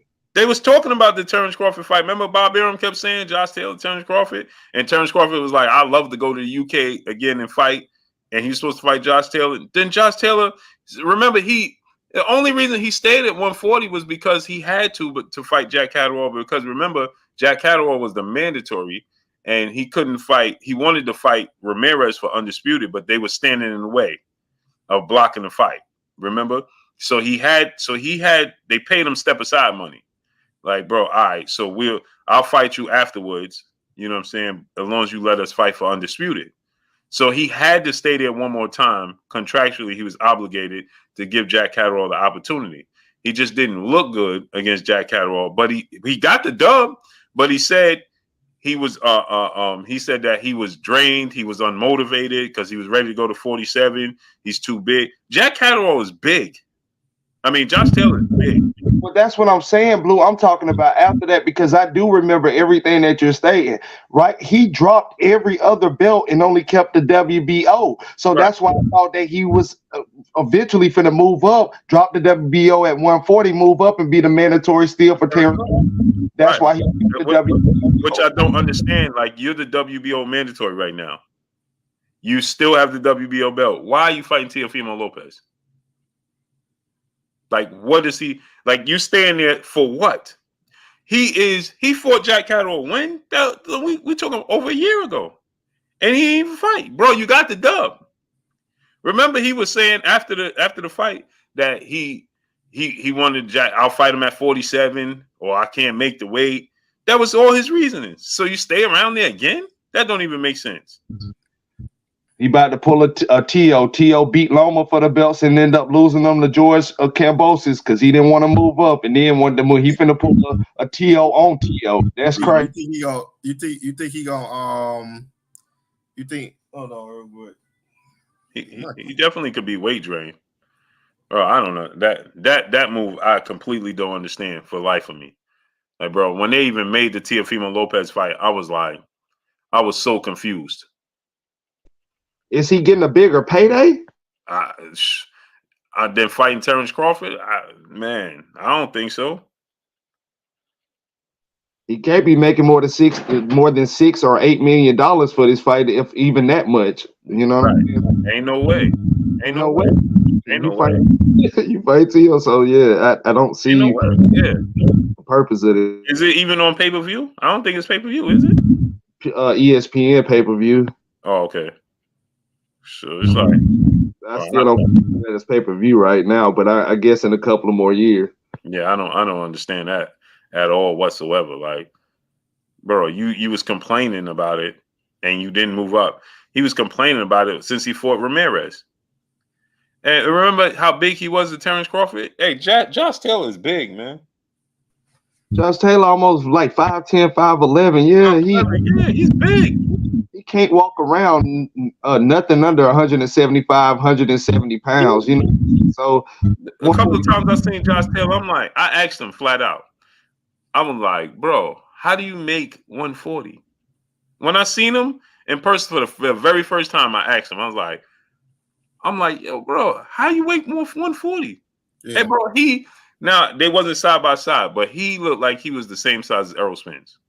But taller. How tall T.O.? T.O. 5'8". 5'8". Okay. Josh Taylor is older, 5'10" and a half, bro.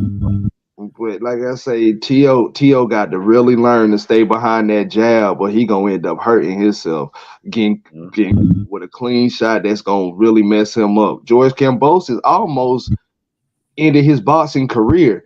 And I'm so afraid Josh Taylor is bigger, stronger, faster, and he's a beast when he want to fight. I don't think he wanted to fight them other opponents. The real reason why he gave the performance he did, I really think when he fought Jose Ramirez and won Undisputed, I believe that's who he fought for Undisputed. I seen the heart and the dog in him in that fight. But since that fight, I haven't seen it come back out of him because nobody really pushed it out of him. And that's why I thought the move was going to go to fight Terrence Crawford, because I feel like somebody like that'll bring that dog out of him, so people won't be questioning him like, oh no, Josh Taylor ain't look. No, Josh Taylor is a banger. He can fight. It's just the level of competition really got to be there for him to break it out. You saw that in that first Undisputed fight. He really had dog in him.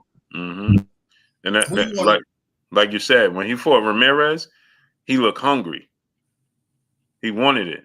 He looked complacent when he fought Catterall because he didn't want to fight that fight anyway. But they enticed him. You know how they enticed him? It was the Ramirez fight, and then he fought at home against Jack Catterall, defend his undisputed titles at home. So that was enticing. Bob Arum got away. Yeah, dude didn't want to fight, man. I guess the Teofimo Lopez fight for him, Alan Maddox was good. Jack Dempsey with Break Tyson was good. I think the Teofimo Lopez win, Mr. Meat, was good. He feel like would give him redemption. That's a big name to redeem himself. Do he want to leave? Do he want to leave 140 with a big name and then a better performance than he did? Him beating Teofimo Lopez would redeem kind of restore. Yeah. Okay. It'll build back up his namesake. You know what I'm saying? It would give him a big name on his resume. Right. And we still gonna recognize him as undisputed because he ain't lose his belts. Right. So he moved up to 47 after beating Teofimo Lopez, who's a bigger name still than even Jose Ramirez. You know what I'm saying? That gives him. He beat Regis. Them good fighters. Right. Imagine he beat Regis, Jose Ramirez, and Teofimo at 140. Right. Only if I seen him beat Gary Antoine Russell, I feel like he cleaned out the. Yeah, well, he ain't gonna do that because they make that fight. He gonna get rolled over. He can't beat Gary Antoine Russell. He better stay away. He better stay far away from him, bro. When he fought Jack Catterall, was a southpaw, and when Jack Catterall was being physical with him, he's a finesse fighter. That's all night with Gary Antoine. Gary Antoine gonna be eye level He a bull in the china shop.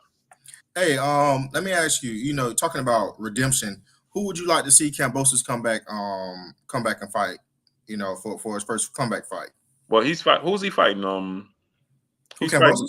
Yeah, he's getting ready to fight old boy from UK. Dude, Ryan was getting ready to fight. Remember, Ryan was gonna fight him. In January, he was supposed to. The same dude Ryan was gonna fight in January. Yeah, remember that? Yeah.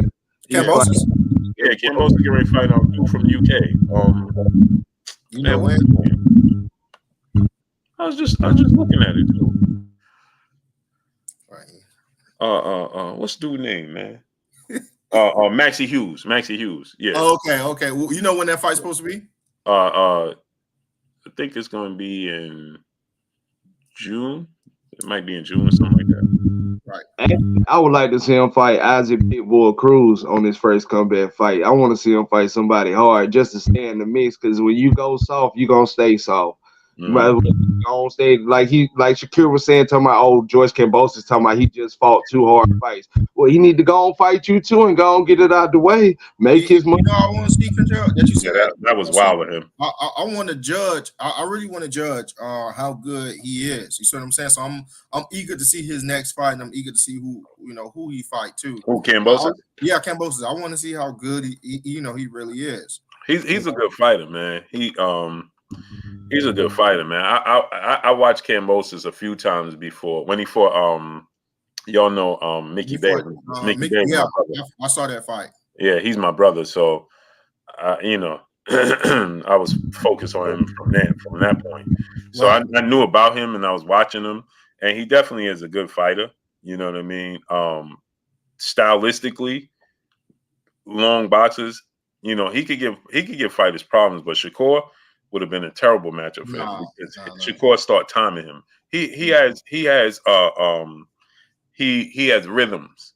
You know what I'm saying? And you could pick up on his rhythm and you could clip him in between there. And that's the worst thing he want to do is fight Shakur or Tank. But him versus like Gary Anton Russell will roll right over Kambosos. But like Jermaine Ortiz will be a good fight for him. You know what I'm saying? Yeah. Even Isaac Cruz would be a good fight for him because Isaac Cruz is he's short. You know what I mean? He's short. You could get that herky jerky. He's much tall. He's 5'9", so he herky jerky. He can box. He got a little bit of power. He can move. You know what I mean? So that'll be an interesting fight with him and Isaac Cruz. You know what I mean? Right. He just can't get caught. You know what I mean? That's what I'm saying. I just can't stand with that Isaac Cruz. I see Isaac Cruz. See, the thing about Kambosos with Isaac Cruz is that his herky jerky movement. Right. Isaac Cruz needs you to stay still to unload on you. You know what I'm saying? He'll keep pressuring you, but until he gets you in a position where he's comfortable letting his hands go, he won't let his hands go. So all that herky jerky movement and the twitching and all that, that'll make Isaac Cruz just inactive. You know what I'm saying? He'll be pressuring him, he'll be walking him down, but until he get Kambosos in the corner or in the ropes, he won't let his hands go. And they in the center of the ring, he won't let his hands go. So that's going to make it interesting because Kambosos is active. You know what I'm saying? Right. So Isaac Cruz is going to have to exchange with him in the center of the ring. He's going to have to let his hands go. But don't forget, George Kambosos got a little bit of pop. You know what I'm saying? So you play that game with him and open up crazy. He counters pretty well, too. And it's hard. If you're not, you got to be a special fighter to get his rhythm. You know what I'm saying? T.O. had a hard time getting his rhythm, and so did Mickey Bay. You know what I'm saying? Right. And they're good boxers, you know what I'm saying? So, and they active. They have a fluid boxing style. You know what I mean? Isaac Cruz is tucked in, you know what I mean? And he's like punches up. It's he's like a more well-rounded like Madonna and what's the old boy that was smoking? Mayorga. You know what I'm saying? He's more technical than they are, but his style is similar. The way he deliver his punches, and he's tucked away like this. And that last dude he fought, he trapped old boy in the corner and on the ropes. Right. Good night, Irene. You know what I'm saying? but he needs you to be there. He needs you to cooperate. If you don't cooperate and you're moving around the ring, like you see, even with Gamboa at times when Gamboa was moving, Gamboa was clipping him, but Gamboa is done. So every time he threw something, it was like he could throw a bottle in the ring, it was hitting Gamboa.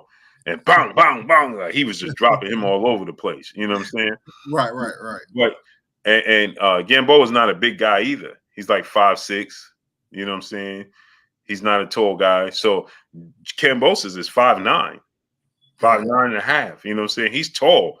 And he, you know what I'm saying? He herky jerky and he's fluid. You know what I mean? He could move his arms and he could bang. And you ain't even see that punch coming. You know what I'm saying? Because he's doing all this. Tank is more with Isaac Cruz. Tank is more he's more choosy. You know what I'm saying? So Tank take his time. You know what I mean? He's like this. He's more subtle. You know what I mean? He's more calm where he could trap Tank at times and then throw punches, even though he wasn't landing them, but he could throw punches because Tank would be flat-footed. He just wasn't moving. He wasn't. Moving. Yeah, he's Tank. That's just Tank style. You know what I mean? So when you have that type of style for Isaac Cruz, that's why they didn't want to fight Shakur. You know what I mean? Speaking of what you said earlier, when you said that, let me get the super chat. Johnny Goodman, brother in super chat, dropping that Cinco on your boy Blue. He said Ryan eating tacos, trying to get that Canelo strength. Blue, yeah, man. He was just trying to put on the show. He was just trying to. It was all a ploy to make us think that, you know what I'm saying. See, I could eat. Robert Chandler was good. What he didn't tell you is he ain't eat all day. That's the first thing he ate. And so yeah, you can eat right now, bro. You ain't eat nothing all day. That's the first calories you put in your body. Knowledge of self-determination, brother in the super chat, dropping that half a dub on your boy Blue. Shout out to you, Blue. Be more in the building. Salute to Be More, man. See, this is the thing that people don't realize is that, for one, what time that workout came on? Let's say 4 o'clock. Oh, with Ryan, I missed it. Yeah. It was like 3 o'clock, right? Something like that. So you talking about it was like over there in Cali is like 11, 12 o'clock in the afternoon. Yeah. Okay, so you probably fasted anyway because you're on the weight cut. You know what I'm saying? He probably don't eat real solid foods until after a certain time. You know what I mean? He got his fluids in. He paced himself with his fluids. You didn't see him drink water one time, right? In that whole workout. I wasn't able to watch it. Yeah, I watched it. I don't remember seeing him drink water not one time. That's why he paced himself during the workout, so he don't exert himself and need water or whatever he need to drink. You understand? So I was a bodybuilder for years. I know that body language. You know what I'm saying? Right. And when you eat certain foods, your energy, you just feel like I was saying before y'all came on. Before I understood bodybuilding and the symmetrics and everything of it, right? Before I truly knew, I used to come home like, man, why I feel super like trained, like, you know what I'm saying? Like, I feel like, you know what I mean? And then right before I go to bed, I felt good. Right. And I never knew why. And I didn't pay attention. Well, that's because I was carving up. Whether it would be peanuts, I would snack on peanuts, oranges, pineapples. And I didn't know that oranges and pineapples was considered a carb. Right. You know, the glycogen came right back. It came right back. So now I'm laying down and I'm ready to jump on the wife. You know what I'm saying?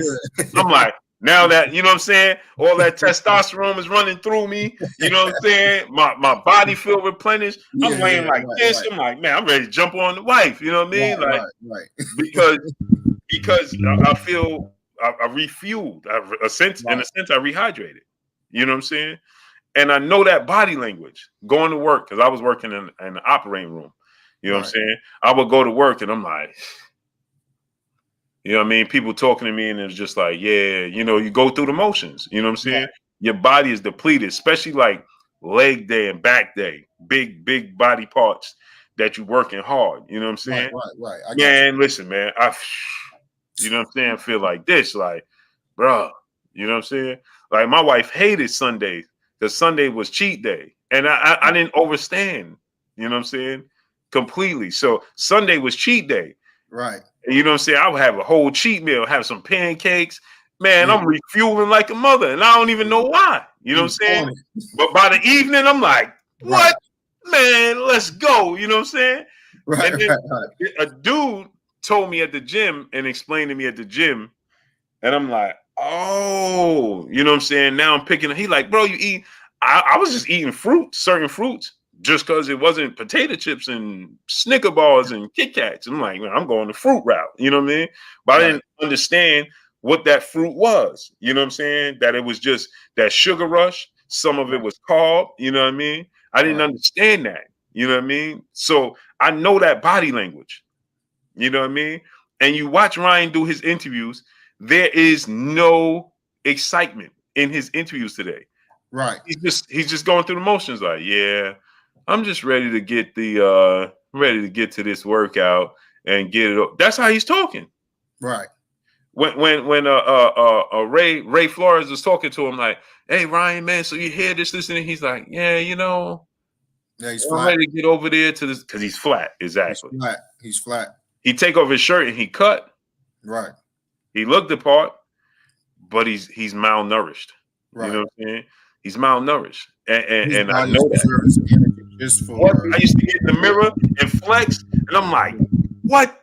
You know what I'm saying? I'm vascular, I'm ripped. You know what I'm saying? You can see, right, because I was dehydrated. Hey, Blue. He'll be ready. Yeah, no, he for sure. I don't want to hear not nan excuse when I wake up on the 23rd. You see it. Who you got? You see the density in his abs right now in that picture, right? That's dehydration. You know when you see a bodybuilder get on the stage and that density, you know what I'm saying? You know what they do? Some bodybuilders eat French fries from McDonald's because all that salt and all that oil, right? It fills up your vat. It makes your veins pop.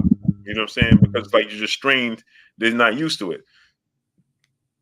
His density, his body fat is yeah, he's 139.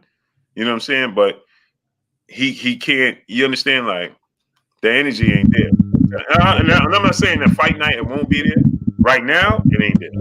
Yeah, I just want him to be ready on the 22nd because I don't want no excuses. No, he'll be ready because he's gonna refuel. And then he confirmed the IBF. He confirmed the rules. Did you hear him? Oh, y'all didn't see it. But he said the weigh-in, just like I've been telling y'all, the weigh-in is at 9 a.m. The second weigh-in. It's the IBF rules. He got to be 146 at 9 a.m. And then after that, he said, oh, I won't be no more than 151. Lies you tell. No, but at 9 a.m., you know, when you get up in the morning, that's the lightest you're gonna be all day. So he could do that. He told me I won't be no more than 151. Lies you tell. He could do that. Bro, he gonna weigh in at 146. Hey, but Blue, 9 a.m. you had said something earlier. You said like when new boxers get to new divisions, we already got plans for the boxers that had been there previously. So I was listening to Boxing Voice, with Danny and Ness, and so I'm listening to him. Boy, shout out to Danny and Ness. That's my guy. Ever since Core said what he said, they coming on the phone talking about, Devin got to take care of Shakur first. Shakur done called him out. Devin got to take care of Shakur. I don't even know why he calling Tank name. I said, come on, man. Are you serious? It gets so ridiculous. I said, are you serious, man? Because they use Shakur as a and people don't even realize they're doing it. But that's what they're using him as. You know what I'm saying? So using him as he's a robot. Nobody, in my opinion, Devin is the champion. Devin ain't got to fight nobody. You came to my weight class, you got to fight me. Right. That's why I don't get it. And to answer your question, Armstrong, another one I would like to see George Kambosos fight if he was to come back. First, I was going to say he's opposite of what I was going to say about Tio. Tio needs to stay behind his jab. I think George Kambosos is hesitant and a lot of times when he's leading with the jab, when he can throw the right hand and go ahead and connect. But I would like to see him fight Floyd over there with Golden Boy. Him and Floyd would be a good fight. I think Floyd. Yeah, I didn't think about that. Beat him, but I think that'll be a good fight for George Kambosos as well. Oh, you talking about the? Yeah, I think I know who you're talking about. Yeah, I think I know who you're talking about. Yeah, yeah, yeah. So that's the tone right now, man. What you think about that, Kendrell? With as far as them saying that he got to handle, core now. He ain't talking about Tank right now. He got business to handle the core. Well, Tank got to call Devin out too. I mean, I don't understand how everything got from the belts. I understand this is prize fighting, and I'll blame that on Floyd Mayweather for turning everything into prize fighting and getting in the ring when you're being the champion and holding your belt to the side and not putting it up. That's all Floyd Mayweather doing. You feel what I'm saying? He should have never brought that into the sport, and the sport shouldn't have never allowed him to do that. If you the champion, every time you fight, your belts need to be on the line. I don't care nothing about no sanctioning fees. But by them allowing him to do that, that's why Tank is being able to do what he's doing now and just fight with having a regular title and this, that. Well, back in the day, they didn't have no super titles and all of that. It was just one title, regular champions. So again, I feel like that's what's allowing Tank to have this success without being a champion and still bringing in all this money. It's called prize fighting. But to me, if you want to talk about original boxing rules, you got to go through Devin Haney. So Devin Haney got to call out anybody, and that was when Loma was the champ, when Tio was the champ, whoever. When you the champ, you the champ. I wish Floyd would have never did that, and I would tell Floyd that. I ain't got no shame in that game. Like I feel like that was the only thing I could say was not smart that you did, bro. Everything else you did was smart, but when you made moves like that, it messed up the game for these younger fighters, and you seeing it today. Tank making $5 to $6 million, and it's not even a belt on the line. Now, They said Tank is about to bring in some money, some serious money. $6 million a fight, you ain't even got a belt on the line. They say he's about to bring in some Yeah, it's more I don't think he fully understood the ramifications of what Floyd actions was going to bring about the sport because it had been the first time that it had been done to that degree. So we didn't know. I don't think he knew. Would I think he had changed it? No, because dude became a billionaire. You know what I'm saying? But as far as that, I think that's the He knew exactly what he was doing. He said, I don't want to pay these sanctioning fees for the No, I'm belt. saying I'm talking about the ripple effect. I'm talking about the butterfly effect with the younger ones now doing that now. You see, like when he was doing that for his career at the time, but he was so established in the beginning of his career. His body of work spoke for itself. His resume spoke for itself.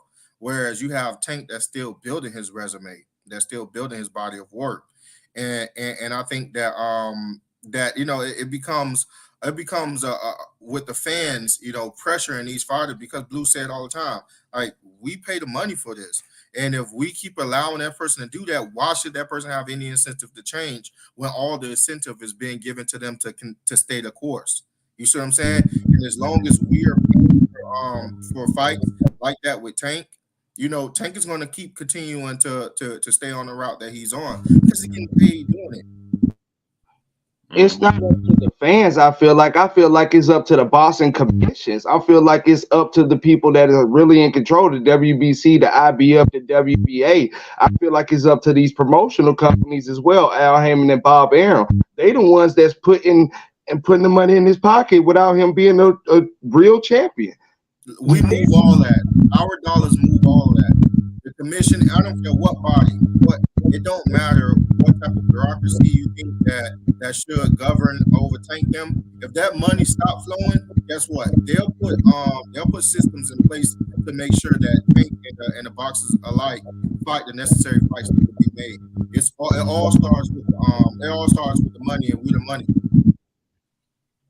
Yeah, I mean that is a great point, and I completely understand what you're saying. Yeah, we're the money when you're talking about revenue and bringing the pay-per-view buys and all of that, but the back end and the upfront money, that's coming out of promotion, that's coming out of commission, that's coming out of boxing itself. That's money already there. So when they stop money up for him without him being the champion, then that's when all that will stop. When you're saying back end money, back end money was because they got a back end money up. Yeah, the back end money. You going in and out? You going in and out? I can't hear. I don't want to cut you off. All right, can you hear me now? Yeah, I got you. Yeah, so what I was saying was the back end money is pretty much the pay-per-view money and the money that the fans and stuff are putting in because you get that money afterwards. What I was speaking of is the upfront money. The upfront money is meaning that the guaranteed purses that these fighters are getting. I really think Tank and most of his fights under Mayweather promotion was guaranteed purses. I really believe that, and I believe this fight here with that he made with Ryan Garcia, I'm pretty sure I think everything is guaranteed. They getting upfront money. No, I understand that 100%. What I'm saying is, no one's going to give you guaranteed money when the customer start paying for said product. You know, like the only reason why they feel comfortable to give Tank guaranteed money is because their product has been proven to bring in a certain stream of revenue. If that revenue begins to stop or slow down, that guarantee will either have to stop or slow down, and they have to coincide. The thing is, you cannot have them giving him guaranteed money and then they're not making their metrics on the back end. They're not making the pay-per-view numbers. The dollars not making sense, and that all starts with us. Just like Blue was saying, we have to be accountable. We're so divisive in boxing. We have, like you always say, the Wild Wild West. We're so divisive. We have, people that are not fans of boxing, they're fans of Tank. So, whereas the strong boxing community will really want to stand firm and say, no, we're not taking this. You have a body of people that's on social media say, hey, we'll watch the fight. And then they can continue to do whatever it is that they want to do. And the thing is, like, there is no real structure. There's no real structure for the fans to actually, actively vote or something. There's no real structure. So the Tank doing what he's doing. If we said that, picture this, think about this. We said that Floyd messed up the game so much that the young fighters are now coming out. They're not fighting each other. And they're talking about the belts don't matter, right? What's going to be the ramifications after Tank leaves? What's going to happen with Tank? We're mad at Tank. We're like Floyd won a Tank or a couple of Tank. How many Tank is going to produce? Is it going to be 10? Is it going to be 15? How many of those fights we not going to get because they said, well, Tank did it, and before that, Floyd did it. You know what I'm saying? And now we're going to have good fighters not fighting each other even more. There's going to be ramifications for this too, for Tank. Tank career, we're seeing it right now. We're complaining right now, but there's some kid that's going to come out to him and say Tank did it. And we just hope it's not more than one, because if that start to happen, that'll really be the death of boxing. Yeah. It's salute to PR Strength, brother, in the super chat, dropping that cinco on your boy Blue. He said if Devin wins, he shouldn't just move up to 140 and fight the winner of Lopez Taylor. His body shows he needs to move up. Strong face prior Garcia, what's good, great brother? Kai Jim, why don't you click the link and come on, great brother? Well, Armstrong, I was just going. Oh, did you want to answer the super chat back, Blue? My bad. Oh no, I was just saying, yeah, I can see his point. You know what I mean? Josh Taylor win. Josh Taylor probably gonna move up. So is he gonna get the opportunity to fight Josh Taylor? Probably not. You know what I'm saying? So T-Bone Boxing, brother, in the super chat. Somebody mic making a lot of noise really loud. Yeah, that's my brother Kendrell. Go ahead, Kendrell. I was just gonna say I understand your point, Armstrong, on everything that you're stating. But that's the only thing I feel like Tank has the upper hand on is just the clout and the boxing fans. But as far as anybody, they need to be calling out Devin Haney. Devin Haney shouldn't have to call out anybody. He's the champ and the undisputed champ. But I'm gonna mute my mic so it don't be so loud, Blue. Fair enough. I agree with you, Kendrell. Fair enough. I see your point. Fair enough. And we're not doing that. We're not doing that because of what we just said. The ramifications of what actions had taken place yesteryear. Now we're seeing the effects today. What effects are we going to see that Tank, with Tank and what Tank have been doing? Because Tank, let's be honest, Tank's a superstar. Tank's a star. He bring out the stars, and let's be honest, outside of Pedraza, who did Tank really beat as far as like, man, that's a champion. We didn't think he was going to. Let me say this real quick. Kai Jin, you keep saying that, but Shakur called out Tank, right? You know that, right? You do know that, right? Terrence Miller, what's good? Shakur called out Tank, right? What happened? We can't see it. He keeps saying, he said that he said y'all doing all this for Devin Haney, the silver spoon champion. He's the undisputed champion. That don't even make sense. When Devin Haney lose, what they gonna say? He was weight drained or he was too young. I mean, if he want to come up here and work, you know what I'm saying? Yeah, that's what I'm saying. Let me put the link in there, If he Kaji. want to come up here and work, you know. Boss Red 357 was good. We'd love to have him substantiate his claims. Yeah. Come on here. Come on in here. Come before the congregation, great brother. Come to the front of the line. Don't be back there throwing stones and hiding. Hey, look, I didn't even know my mic for his comment. Hey, bro. You know what I'm saying? My thing is this, right? Hey, Shakur calling him out. Well, he been calling out Tank for years. How about that? Man, I'm gonna tell man, that dude sound like he a Tank fan. Let me tell y'all what Tank fans sound like to me whenever I hear them bring up Shakur. Shakur is like that. Look, listen. Shakur like that, like a loose dog on the street. Y'all ever seen a loose dog on the street? Yeah. You know what I'm saying? You ever see somebody say, go get my baby. Go get my baby. That dog out on the loose. Yeah. Go get him. That's what Shakur like. That's what they sound like when they say, Tank don't got to fight him. Devin need to fight him. They sound like that woman is, go get my child. That dog on the loose. Yeah. Man, Tank don't want no smoke with Devin right now by way of his actions. And I'm saying it to you, Tank don't want no smoke with Devin. Oh, Shmoney Rondo, Pillow Hands Haney will never be Shakur. Man, he has more knockouts than Shakur. Tell him to come on. Tank don't want. Tank acting as if he don't want to fight. Why not fight the guy that wanted? Why? But no. Why don't you hold Tank accountable? Tank said, if Devin win next week, I want to fight him. That's who I want to fight. I want to fight him. He doing all this talking. I want to fight him. Now hold him accountable. How about that, Kaji? And I ain't you. Nobody said nothing about taking to after he said that. It wasn't after he said that. Drake Finest, Triple OG, what's good? 502 King, what's good? Y'all be Big Sarge 31, L Nelson, what's good? Ed Nelson, what's good? Y'all just be y'all. It amazes me. Yeah, well, if Tank did, man, come on, man. Come on, that's the problem with the sport of boxing, man. The thing is, it's not that we don't want to see Devin and Shakur fight. It's just that we don't want to see Shakur protect Tank for Tank fans' feelings. Right, and the thing about it is this, right? Inside the square circle, my brother. So my thing is this, right? Is that you do that, and Shakur calling him out. Well, Devin been calling out Tank for years. When Shakur was at 126. What about that?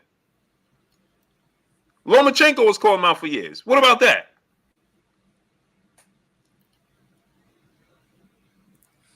What about that? We gonna act like that didn't happen? Come on, man. Sean, peace and blessings to you, Queen. Hey, I'm waiting for their response, Blue. Did the Russells call Tank out? Did the Russells Yeah, they sure did. But I mean, the Russells did call Tank out. Yeah, Gary Russell called him out, but we gonna act like this didn't happen. Yeah. Let's be real, right? In all reality. Called Devin out. Now they hold that against him. Right. You got 100 people call Tank out, and they act like they ain't hear none of that. Like none of that. Rolling in Fedor was good. It's like this, right? What fighter that and no disrespect, but let's be honest. Out of all the fights that called out Tank, which one did he fight? Right, none of them. Not they called them out that I know of. None of them. Oh, Mario Barrios didn't call him out. Rolly. Nah, I don't want to see fight. Seriously, Rolly was the only one that called him out. He fought him. Honestly, all four of us are up here right now. To be honest with you, how many really think Rolly deserved a shot? Like, honestly, think Rolly deserved a shot? Right. It's like Ryan Garcia. Why did he deserve it? I'm just saying, man. Rolly called him. Maybe he turned a new leaf. Maybe after all the other guys called him out, then he realized, he gonna start taking challenges. So he started with Rolly, and then now he's on, Ryan. If you think about it, like it's Rolly did nothing. The end of it. Rolly did nothing. Like we keep talking about, this Devin don't sell, and this Rolly didn't. What did Rolly sell, and what did Ryan sell? Nobody knew Rolly. How much do you really got to sell in Vegas? If you put Tank and Devin in Vegas, you ain't got to sell nothing. It's gonna sell itself. Tank Tank and Devin gonna blow up the boxing scene right now. Outside of and I'm gonna say this, and people may get mad. Outside of Earl Spence and Terrence Crawford, if you put Gervonta Tank Davis and Devin Haney together, that would be the biggest fight in boxing right now. Yeah, right. And not to mention, Tank carries his own weight. So Devin is a bigger star than Rolly, and Devin's a bigger and he's proven more than Ryan Garcia. Like, let's be real here. We keep saying Ryan sells more. How do you know that? What did he do? He has a huge social media following, but what has he done? If Ryan tickets transfer, he should be arguably one of the richest boxers right now. That's what I'm trying to tell you. Like, what has Ryan done to prove that to back up these claims outside of having his social media status? Hey, I just got when he fought in LA, he didn't sell out. Right. I just got a question. I'm trying to figure out why, since Shakur came out and said that, he said, we all said what he said. We all heard what he said after the fight. My thing is, why is it this Shakur versus Devin thing? Why do everybody take Tank out the picture like he don't have nothing to say? Like, after he fight Ryan, act like he can go right back to fighting these flat-footed punching bags. Right. That's what it seemed like. It seemed like Tank next fight will be against an unknown guy with Mexican or Hispanic descent, and everybody gonna be okay with it. Right. I don't understand. I don't understand the energy. Everybody say keep the same energy, but when it comes to Tank Davis, it's always something different. Right. And that's the thing I don't get. Brothers UK, where you been at, brother? It's like we just act like man, you can't. How dare you call Tank, man? He's a like, bro. What are we talking about? I said this the other day, and people in my inbox get flooded. Yeah, man, you a hater and you this, man. Yeah, I wish y'all could see my inbox on Instagram. It's just like, it's unreal, bro. I wake up every day to at least 100 messages. It be lit up like Christmas. And man, you hating on. So I said this, right? And I just was responding to what Leonard Ellaby said. No slight, no disrespect. It's no hate. We misuse these words. Like Leonard Ellaby said, Tank is already proven to be the best at 135. How? Look at the fighters he fought at 135. He fought Rolly, right? He fought Hector. Hector Garcia ain't a 35-pounder. He's a 30-pounder. You just saying who he fought. He fought Rolly. He fought Gamboa. He fought Gamboa. I forgot. Rolly, Isak. Gamboa, and Isak Cruz. Yeah, Isak. Mario Barris is not a 30-pounder, 35-pounder. Leo is not a 35-pounder. Hector Garcia is not a 35-pounder. So how did he prove he's the best 35-pounder in the world? He didn't. Right. They pick and choose when they want him to be the best, Blue. Because as long as it sound good, they call him the best. But when you say he needs to fight the best, they'll tell you, well, he's just doing it for the money. He don't care about being the best. They pick and choose when they want to call Tank Davis the best. Right. What they say inside, they tell us this. Well, you like Leonard Ellaby said, well, you rather be on pound for pound list or Forbes list? Right. All right. Oh, right. But like 3 times I heard in this promo for Ryan Garcia, three different times I heard them say that this fight is between the 2 best 135 pounders. I don't like when people pick and choose. Right. Because when somebody point out the facts to these same sources, they would tell you, well, you know what? It's not about accolades with them. It's more about the money. But when it benefits them, they would tell the world and the casual that these are the best 2 fighters at 135. What's your name, good brother? What's your name? Inside the square circle. That's square. Square circle. Yeah. Okay, I never put a face to it. Square circle. Yeah. It's funny, man, because they say. Hold on. Hey, Brandon, your thing is not connecting, great brother. That's not me. That's on your end. Everybody else coming through, that's on your end, Brandon. You got to connect your device. But go ahead. So here's the thing. They just said that Tank and Ryan are the best 135 pounds, right? Yeah. This was making me mad. I'm gonna be honest with you. Now that Shakur is here, he's here. They really want the real 2 best to fight, to try to knock each other off. And that's what I don't like. It's not that I don't want to see them fight. It's just that they know these 2 are not the best. They're portraying them as the best. They're projecting them as the best when they know the 2 true, arguably champions that are going to reign supreme. Even when Devin leaves, then it's going to be, it's arguably going to be Shakur. You see what I'm saying? These two have proven. You know Dub, what I'm saying? Dub, hold on. Dub, you got to turn this down in the back. You got us the fifth ward Tell mobile. them to just exit out of the other. Tell them to exit out of the other window and just keep this window on, and that'll eliminate that. Oh, you heard that, Dub? Tell me if I sound better. Yeah, you know, you got the other Armstrong said you got the other page open. Out of it. Because I can hear us talking. Money man, what's good, great brother? You should be testing 1 2 3. Testing 1 2 3. Tell them to exit out of YouTube. Yeah. Keep stream y'all open. Exit out of YouTube. No, I'm out of stream. I'm only in StreamYard right now. So that's your TV in the back. It's your TV. Oh yeah, it's a TV. Got you. Charles Barkley. My bad. Hold on. Give me 1 second. Hey, he got the ground. What's the name? The ground round. T Bonafide. What's good? Long game threes. What's good, great brother? Fokazy. What's good, great brother? Fokazy, the link is there if you want to come on. Say what's up, man. Fokazy, the link is there, great brother, if you want to come on. Okay, just trying to get that. So Blue, Blue, I got a question for you specifically, bro. I know you close to the Haneys, bro. You probably talk to them, regularly.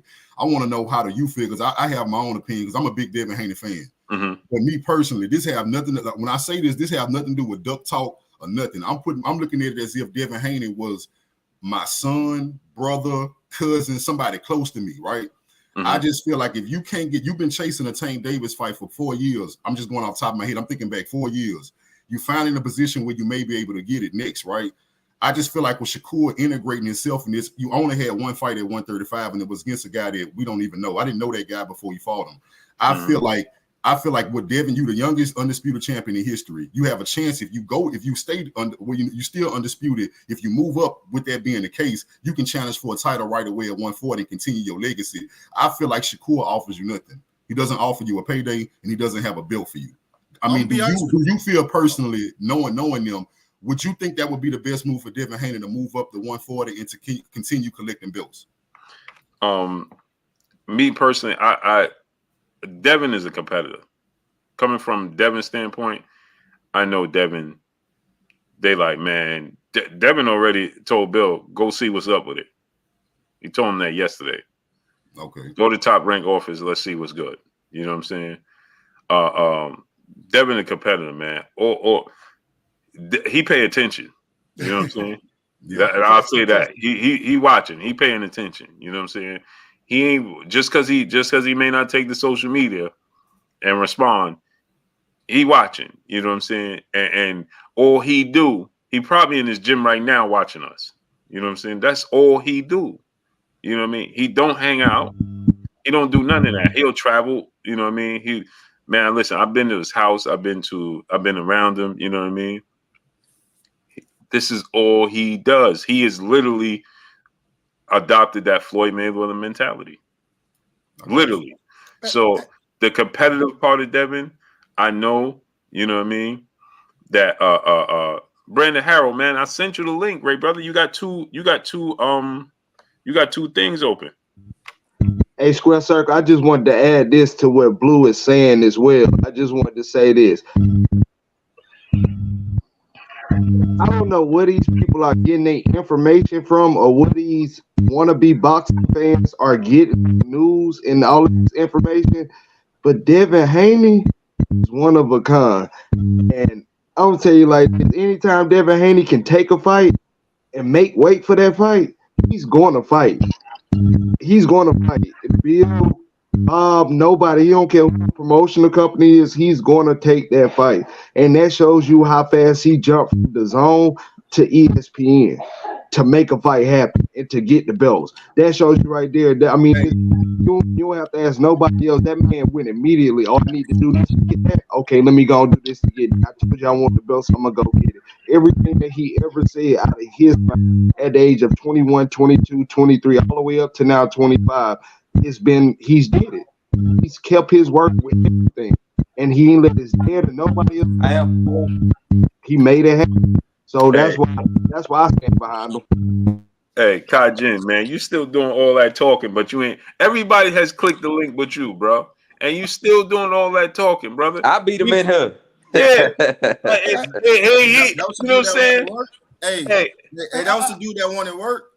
yeah, 4KZ, 4KZ staying on the square. No, Kai Jin in the chat, and he keep talking, but he ain't clicking the link. Everybody here, bro. Oh no, The link is there. No, 4K my main man. No, he Yeah, about yeah. that. Yeah, I like Okay, him. yeah, he's standing. He gonna stand on the square. He gonna But stand no, on Kai the Jin, yeah. Kai Jin is in the chat, bro. Click the link. The link is there. I done put it in there 4,000 times. Hey, Blue, you talking so loud, man. I'm disoriented in you, man. Disoriented in you, Hey, man. I wanna- want to say one thing. Hey, you keep moving too much, man. You knocking me off your equilibrium, man. God damn. Don't get me off your equilibrium, Hey, Blue. boy What's said, up, man?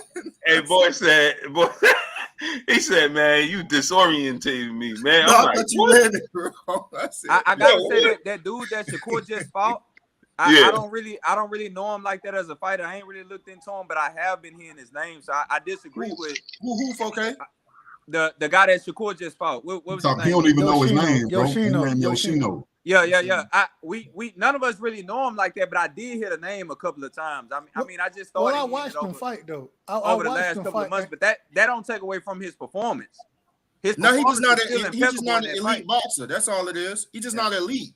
That don't mean he's just not elite. Yeah. You know? Nah, see, my point. Hey, My point was real quick. I just want to Go say, man, this is the thing though. When we talk about Devin, and this is the credit that I don't think he gets.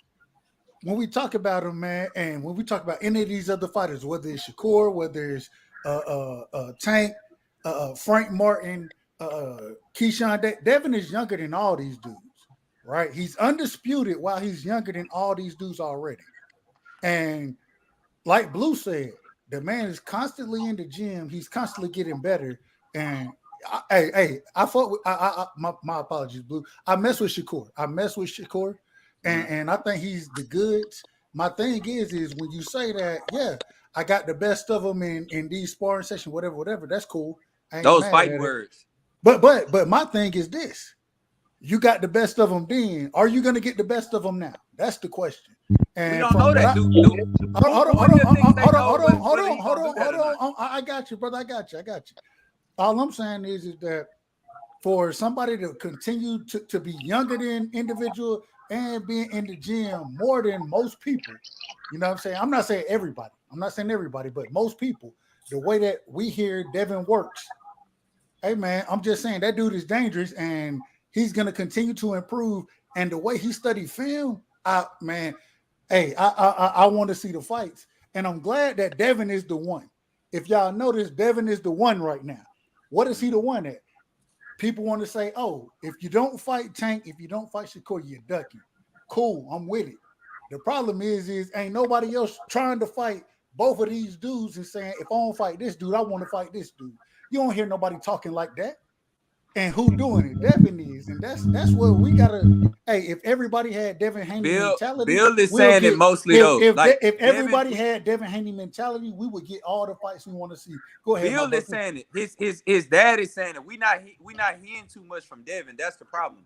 And we don't that last night when we was on last night. We got to hear these words come out of Devin Haney. We hear it, but it's very, very spotty. It's very for me. Sometimes does Bill it comes represent strong, Devin?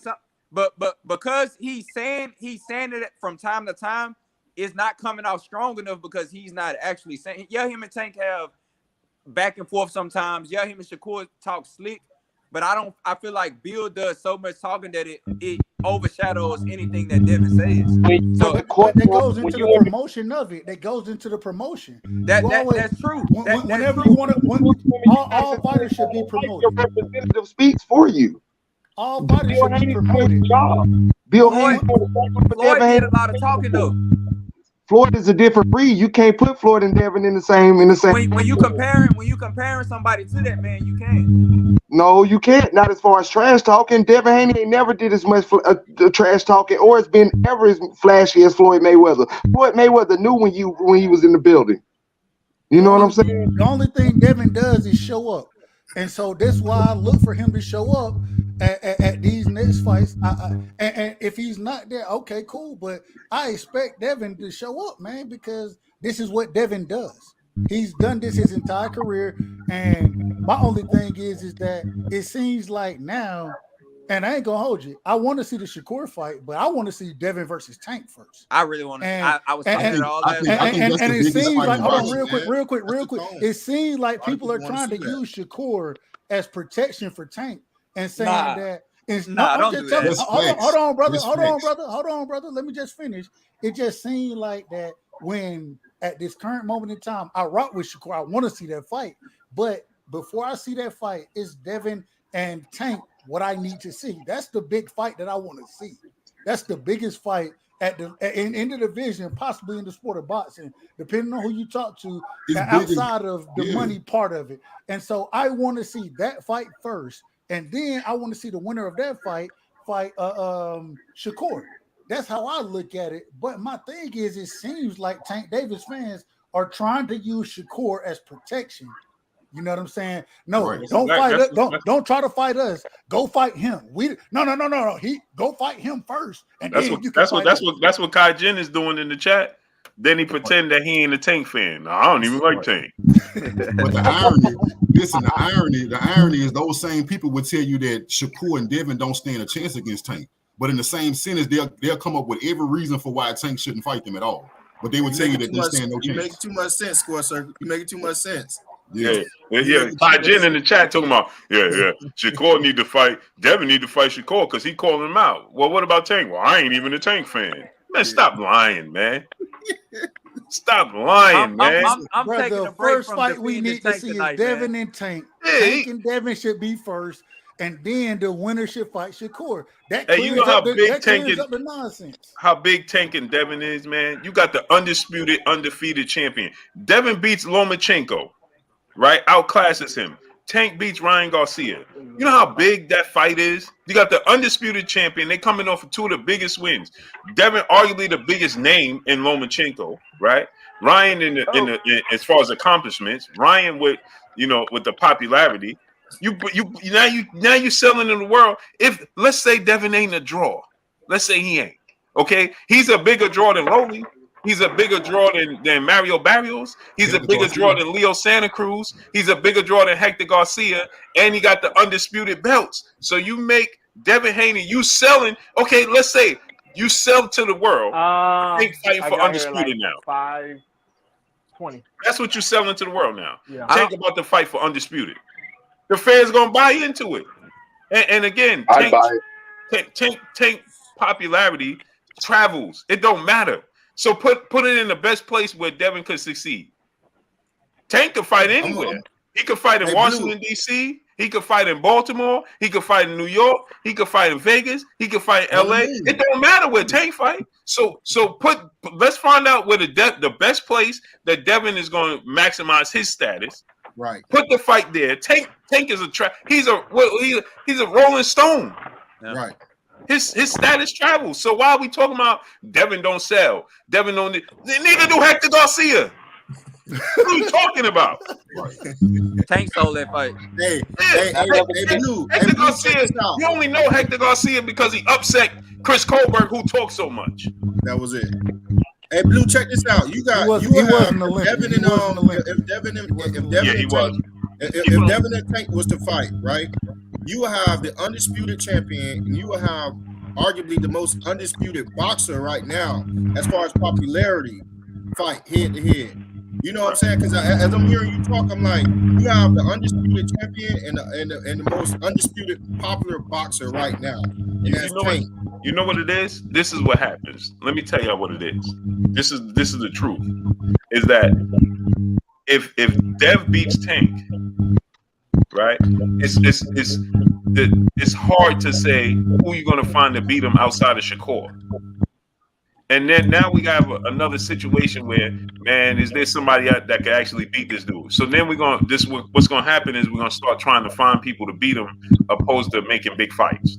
That's what happened with Floyd, right? It got to the point where we was like, all right, man, we just want to find somebody that could beat Floyd. And it never happened. And it never happened. You know what I'm saying? So that's what the fear is about. And Devin Haney is independent like Floyd. Right. He don't rely on nobody. You know what I'm saying? The dude is going like you gotta give him credit. Q Walt was good, family. You gotta give him credit. The dude went to the zone to try to make this fight. Oh, I gotta go over here to get the T.O. and Loma fight. Let me go over the top rank. Oh, T.O. lost to Cambosis. Well, I'll stay over here. Just think, Cambosis not even signed the top rank. He signed the top rank just to get Cambosis fight, and Cambosis ain't even signed the top rank. He signed to develop promotions. So, Blue, let me ask you, with all of that being said, who can bounce back out of all four of those fighters? Juan Garcia, Shakur, Tank, and Loma. Not Loma. I'm sorry. Shakur, Devin, and Tank. Out of all three of them, who can take a loss and bounce back? Who do you feel like can actual loss and bounce back? All of them. I feel like Haney can.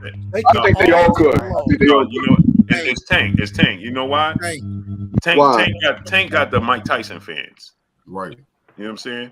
You got the Mike Tyson fans. You remember if Mike Tyson right now, 1 million people show up to watch Mike Tyson. Like we didn't just see Mike Tyson get whitewashed. Like it was like it never even happened. Like, bro, it got to the point where this is what I do, right?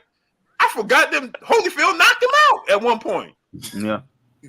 Like, bro, how many people like you think about that? Like, most people don't even remember that Holyfield stopped him. Yeah. Nah, Holyfield hit hard. Do we really got a Blue? But he also know how to use his head too. Yeah, he definitely do. Hey, Blue, everybody know Riddick Bowe would have touched him up for real too. Yeah, but you think about it, right? It's like, yeah, well, you know, Mike, man, that stint he did, man, he was never the same, bro. He got beat up before that. Exactly, and then Blue, they try to put that, they try to get that to the trainer though. Right. Oh, if he would have had the trainer, then, right. Like, but then I tell he didn't train, like he ain't trained like a pit bull all his life. And if you throw a combo at Mike right now, he ain't gonna do the same dip down and throw at your ass like he been doing. But money, check this out. People get it so twisted. And that's why I tell people, when you talk to me, understand this is what I do. So people come here, well, you know, the thing is, he lost to Buster Douglas because he ain't have Customato. Hey, bro, he ain't have Customato before he won his first world title. Talk that. Right. Talk that. But before he won his first when he lost Customato, he wasn't even a world champion yet. He went on the reign as a world champion after Customato. Hey, my man right here in the Yankee hat, this is really why I just came up here, because you just said, what about Devin fans? You said something about. Oh, hold on. Let me get the super chat real quick. Oh, go ahead, do your thing. Help someone, brother, in the super chat, dropping that Cinco on your boy Blue. He said, Blue, since your panel believes so much in Haney, do you see Haney having an undefeated career? I can't guarantee that. Why does that even matter? Man, that don't even mean that. That's Devin Haney willing I to don't fight know. anybody though. Whoever asked that question, they must ain't been watching, because I'm not so much of a Haney fan. Who cares? Devin Haney willing to fight anybody, man. That's the biggest point. He gonna be a Hall of Famer. I'll put it on that. Take a picture of my face right now. No more than 2 losses. No more than 2. No more than 2 losses.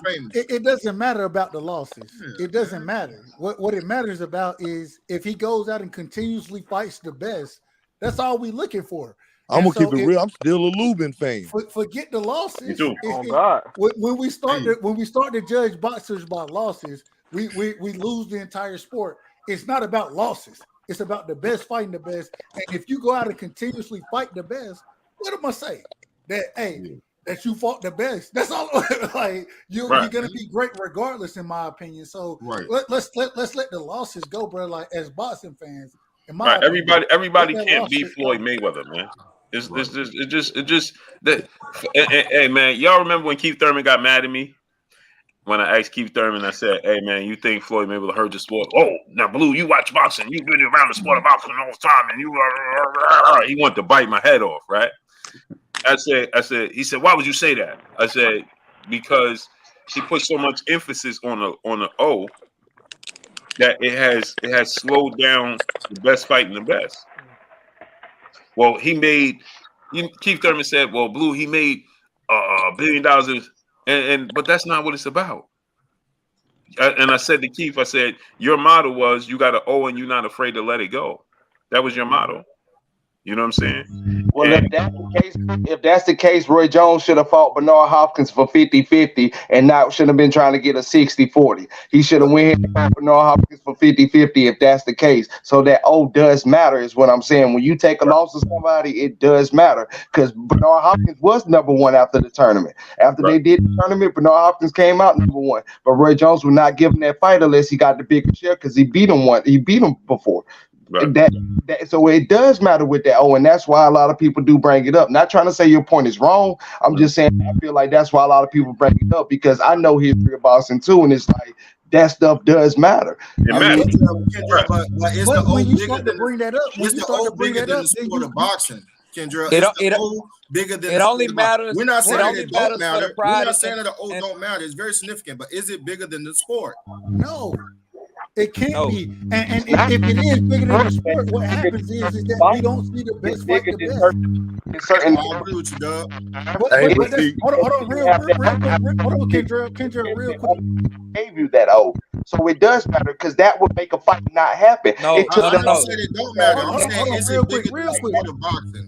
Let me My get in thing here. is Let me this. get in My here. thing is like Armstrong said, it can't be bigger. The O can't be bigger than the sport of boxing because if we're gonna sit here and protect the O, we're never gonna get the big fights. We're never gonna get.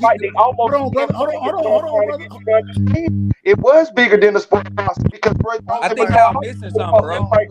Hey, look. Yeah, but Roy, Hey, look. Roy had already beat him though. Hey, can I ask him a question real I quick? think y'all missing something. Look, fighters lose, but what hurts a fighter, it ain't losing the O, it's getting knocked out. That's what changes a fighter. So no, the O don't matter. No, seriously. But after when a fighter gets knocked out, but I protect me guarantee. though. Just because Fundor just got knocked out. Hold on. Fundor just got knocked out. You mean to tell me Fundor still can't become a world champion? I'm not saying that. But what I'm saying is, what I'm saying is, there's a difference between losing your O in the decision and losing it by being knocked out. That messes you up mentally. A person can lose his O and come back and still be a great fighter. But getting knocked out, that's just different. I don't think I've seen many people It come back. depends on the fighter. Listen, it depends on the fighter because we just said that we just gave the Mike Tyson analogy. It depends on the fighter if your loss matters or not. Some people they can lose multiple times and you would never know. Like Blue said, you would never know they lost by the way people support them. I'm telling you right now, if Devin Haney lose anytime soon, it's gonna hurt him because people already hate Devin Haney. That's what y'all don't understand. Spitboxing TV, Spitboxing TV just said he said Charlo lost his O and it didn't hurt him at all. That's all facts. This is what I'm saying, Blue. I don't think it's the knockout. I think it's how you get. I think it's how you get beat because it's a lot of fighters who get demoralized because they get the bricks beat off of them.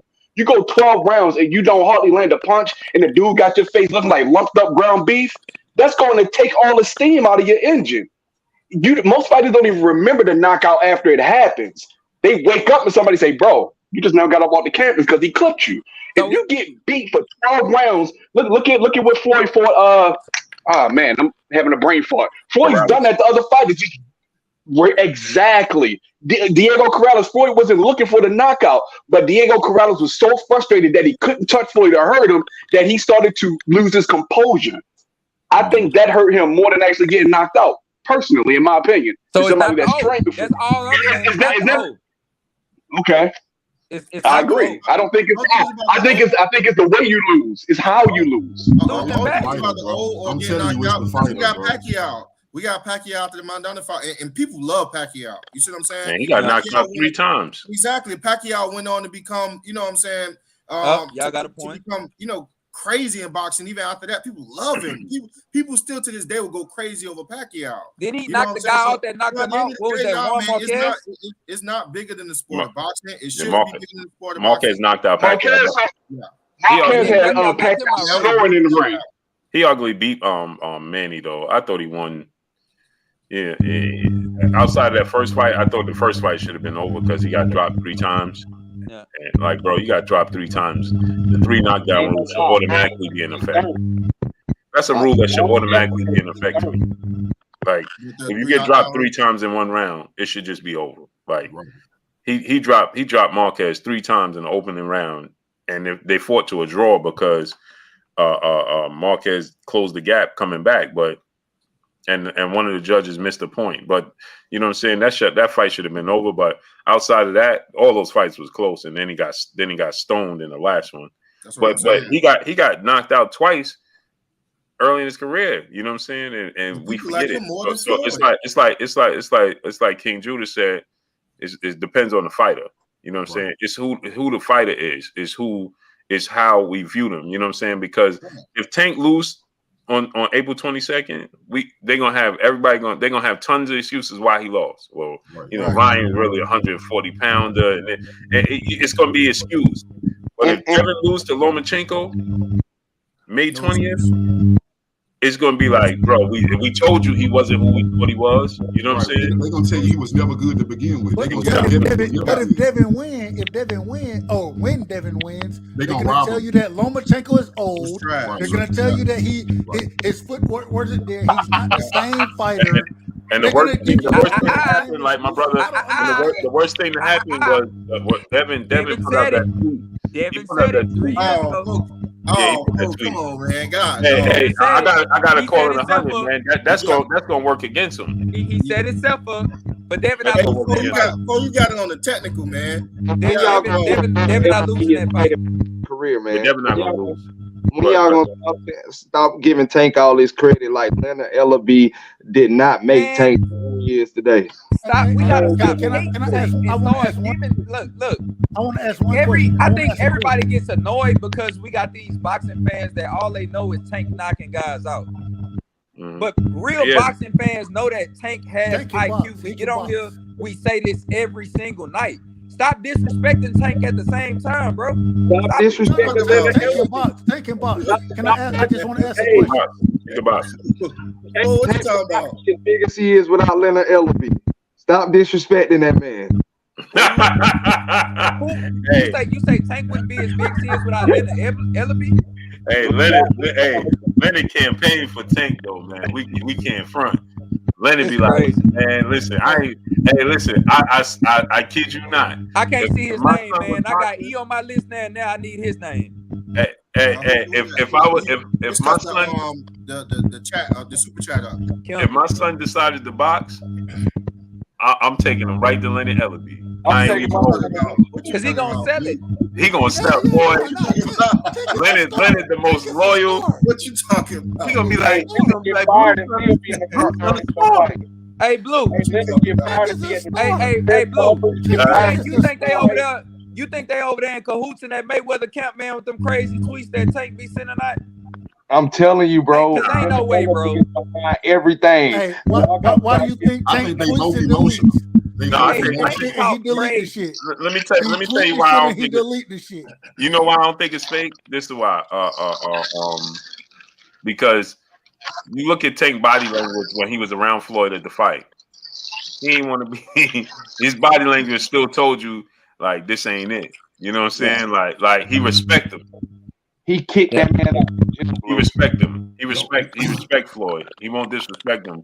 But you can see his body language. It's a father and son relationship. You know what I'm saying? When Floyd told him in his corner that he was under on the unofficial, when he was like it's the unofficial, Tank didn't like that either. Yeah. See the thing is, Floyd way of doing things and leading is different. But he mean well. You know what I'm saying? It's just that you got to understand Floyd is Michael Jackson. That's what I tell people. You know what I'm saying? His childhood wasn't like everybody else. Yeah. It's like Michael Jackson. They didn't have that. You know what I'm saying? Yeah. So you look at the greats like Floyd Mayweather status, Michael Jordan, Michael Jackson. You know what I'm saying? Like billionaires. They different type of human beings. You know what I'm saying? Their work whole ethic is crazy. They don't have friends. Mike sung a whole song laying on his back, man. A lot of people don't know that. Hey, Blue, I totally agree though, Blue, because I definitely was thinking about Michael Jordan when you said Michael Jackson. I was thinking like, he do remind me of like Michael Jordan. That like can't nobody be better than him. Right. He gotta have it. He got control issues. Right. Like Floyd couldn't even let his daddy get his Hall of Fame award without him taking the mic and talking for hours. Right. Hey, look, Charles Barkley told Michael Jordan, Hey man, you the worst owner in the league. Dude ain't talked to him since. That's his best friend in the world. Right. Bro, Mike, you know you are terrible. You know you are terrible, bro. That's why they for sale now, though. Yeah, so Charles Barkley tell you that, and you don't talk to your best friend no more ever? Like, bro, come on. Charles Barkley told him. Yo, No, Charles Barkley told him that. Yo, Blue, I got a question for you, bro. I've been noticing something going on in boxing. I know you've been watching boxing for a long time. I want to know if you noticed this trend also. Well, I'm starting to notice that the sweet science of boxing, right? When you got with the new age of fans we have now, the new casuals coming in, the new age fans, they can't stand the sweet science. Like if you're not getting knockouts, they not entertained at all. So I wanted to know if you noticed that. And one thing I wanted to bring up, the irony of what's going on is I'm gonna use the 135-pound division in particular because to me that's the most exciting division right now. Because Errol Spence and Terrence Cross doing their thing, so it's the 135 to me. Do you notice that people would tell you that power is the only thing that matters? The sweet science is boring. Those guys can't fight. They're gonna get knocked out and this and that.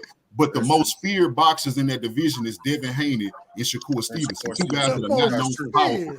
And let me tell you another thing I noticed is that Tank Davis, the guy with the most power in the division, everybody wants to fight him. So I'm trying to figure out where did I miss when you told me that power is what was feared, the sweet science is not, but the best two pure boxers in boxing are the ones feared, and Tank is not. You know what happens is this, right? Power is the most easily identifiable skill in boxing. Right. So a casual fan can be like, "Hey man, this dude, you might not know what's going on." If you put Devin and Shakur in the ring, us up here, we gonna know. Yeah. But the average casual is gonna be like, "This is terrible." Yeah. We gonna be like, "Man, this is a Cobra versus a Mongo thing here." You know what I'm saying? High level The casual gonna be like, high level chess match. Yeah. Just think about this, right? Denzel Washington goes up to Tank. Now, as big as this fight is, he goes up to Tank. You, my man. Who you fight next? What? He knew who Tank was. He don't know who Tank fighting. Right. And then Tank like, fighting Ryan Garcia, April 27th. Oh, you gonna knock him out? Yeah. Because you can identify knockouts. You know what I'm saying? It's easy. Hey man, this dude hit that dude. He knocked him out. I know what happened. You know what I'm saying? It's just like me. I'm the ultimate UFC casual. You know what I'm saying? When they hit the canvas, I ain't know that scoring points. Me either. You know what I'm saying? I'm looking at it, I'm like, why this dude went around and all they did was roll on the ground. And my nephew like, bro, the longer you hold him down and pin him and this and that's point. I'm like, huh? Yeah. But you kick him in the face?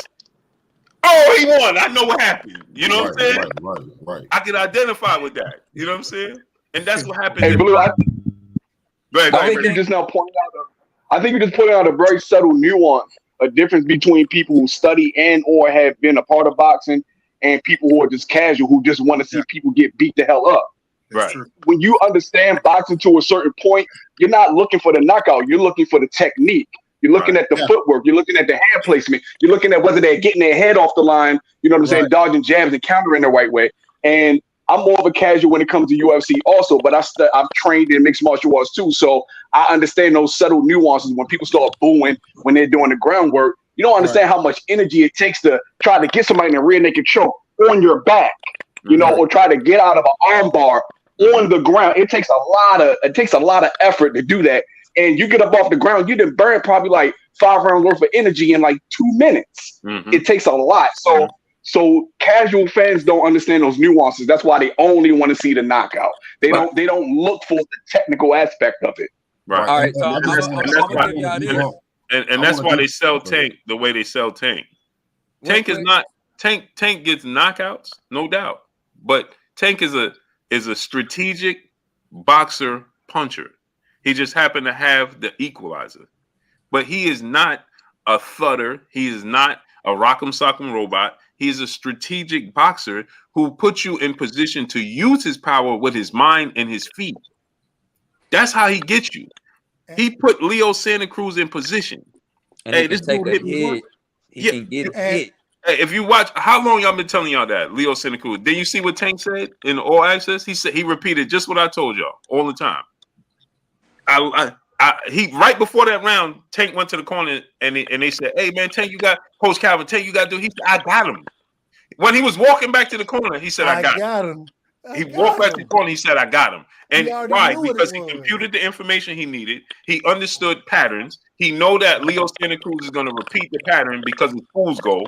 So I'm gonna. What did he do that very Leo threw 3 straight right hands in a row. Right. Like get the fuck out of here. But look what Tank did.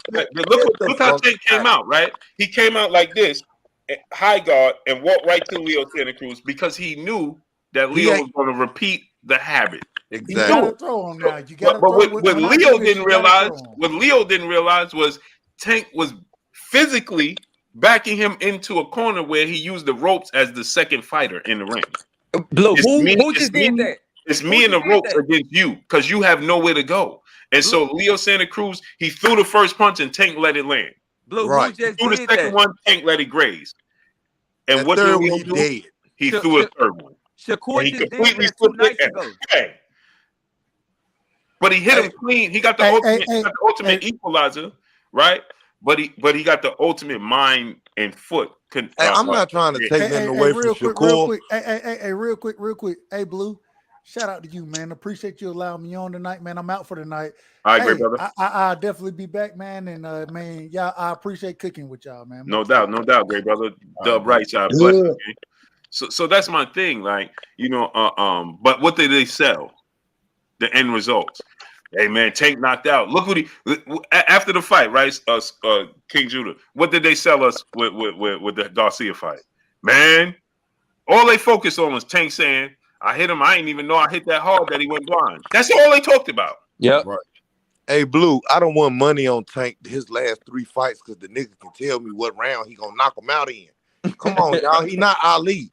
This shit is matchmaking. Stop this shit, yo. Right. We got to keep it. But Blue, it's like if you say something for the person that really's doing what the sport wants, like fuck fanatics. Hey, we got keep it clean. Oh, my fault. But for people who like me, like I said, I'm a James, Tony, and Riddick Bowe. Them was like my hearts. I just felt like they'll fight anybody any day of the week. You know what I mean? I can't lie. I feel like that about Devin. I do. Like when people Shakur get 1 fight in 135 and you holler, Devin ain't. He's scared. He ducking. And he got a fight coming up. Like it's just. And then like the Tank fans who get all hyped because he getting popular fights. Like are y'all boxing fans or y'all just like fanatics or like watching knockouts? Like fanatic. You ain't see the dude coming here earlier and said that I have him disorientated? No, I must have missed it. Okay, I just wanna compare. Hold on, great brother. Let me get these super chats out the way. Q Ward family in the super chat dropping that Cinco on your boy Blue. He said fighting Tank is the biggest payday. That's why they want to fight him. That is true. Can I answer to that, Blue? When you done? Yeah. G Town 488 brother in the super chat dropping that Cinco on your boy Blue. He said salute to the panel. Any chance that Spencer versus Bud and Canelo versus Benavidez ends up happening? Man, the Spencer and Terrence Crawford thing, man, is like I still hear people telling me like June 17th. At this point, man, I don't even know what's going on. I think it's gonna be announced in the next 2 weeks. Yeah, I ain't gonna lie. My cousin just left, Blue, and he worked for Spectrum. He hit me. He sent me a picture of that shit. Like I want to say that was like January, February. It had to be February. He sent me a picture from his job. Like, oh, they just put that on the pay-per-view schedule. I just want to know why.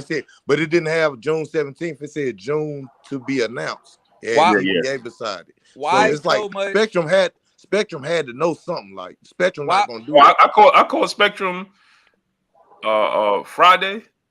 I think it was. The lady kept telling me, sir. She's like, sir. But I called them on Friday, and they was like, yeah, they still have it there. They still have it there. So I mean, I guess we'll find out. I hope. Y'all say y'all love the sweet science of boxing, right? Yeah, I'm definitely a science person. And then I just wanna make a comparison. David Benavidez is also his hard, but I'm such a fan of the sweet science of boxing that in my mind I'm like Caleb Plant is a complete fighter. don't David have a gas Benavidez, tank. he hits Yeah, hard. but He's a he, good but Don't have a fighter. gas Let me tank. finish. Let me finish. Let me finish. David Benavidez hits hard. He's a good fighter, but he's not a better boxer than Caleb Plant. But I watched all these predictions, and everybody chose David Benavidez. So we can't get upset when people are choosing Tank Davis over complete boxer Devin Haney. But We let me can't tell do you, that. let me Let's keep it. answer Let's that, keep please, it. bro. Let's Let me keep it answer that, bro. fair and Let square. me answer that. Let's hold on, keep hold it on. fair and square Let all me the way explain. across. Let me explain to you the difference. Is that yes, Caleb Plant is a better boxer than David Benavidez. But styles make fights still, right? So the thing is that Caleb Plant still he was outclassing and outboxing Benavidez. Thanks. He ran out of Until he stamina. caught the headbutt and then the punches. No, No, he You fatigued. told me it wasn't the headbutt, Blue, but I think it was the headbutt. I'm sorry. No, he fatigues. He showed us that in the Uskatiki fight. Now he won. He showed us in that Canelo Alvarez fight. He won. Yeah. But those fights, the boxing aspect of it was reigning supreme once again. Right. It just that he fatigued. It's like you can't fatigue against Mike Tyson because he's gonna get you. You can't fatigue against Deontay Wilder because he's gonna get you. You can't fatigue against Tank because he's gonna get you. Right. But if you can Mike Tyson's been outboxed. He gets frustrated. Okay. Tyson Fury's style gives Deontay Wilder problems. Right. Does. We see Tank losing rounds to Hector Garcia. Mario Barrios, you understand? Because boxing still reigns supreme, but you cannot fatigue. Canelo and Dimitri Bivol. Let me ask Dimitri Bivol, right? The Bivol skills. Look when Bivol fought. What's old boy name? Zordo Ramirez. Outclassed. Didn't even. I don't even think Zordo won the round. And last thing I want to point out, but before we go too far, is New York hat. When you said that, you noticed like a lot of fans in New York hat. That's King Judah. King Judah. All right.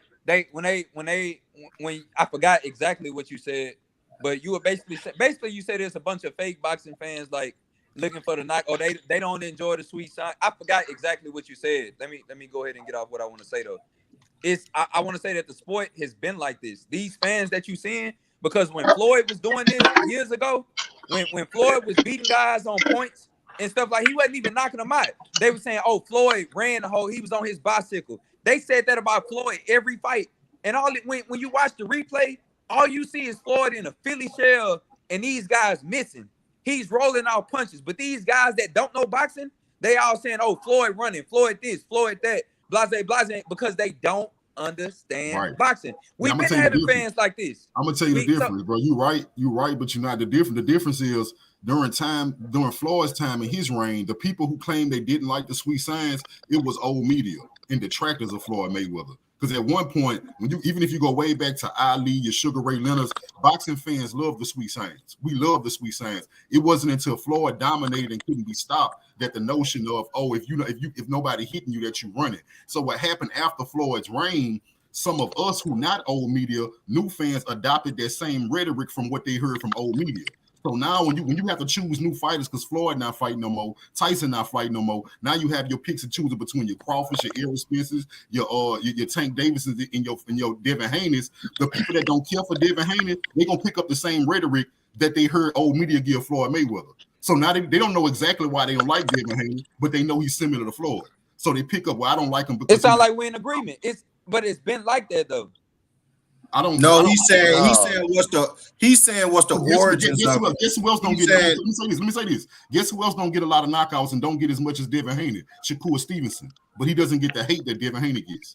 And people would tell you, most people, the same Tank fans that say Devin Haney boring, they would tell you they'd rather watch Shakur Stevenson over Devin Haney, even though Devin Haney have more knockouts. It doesn't make sense.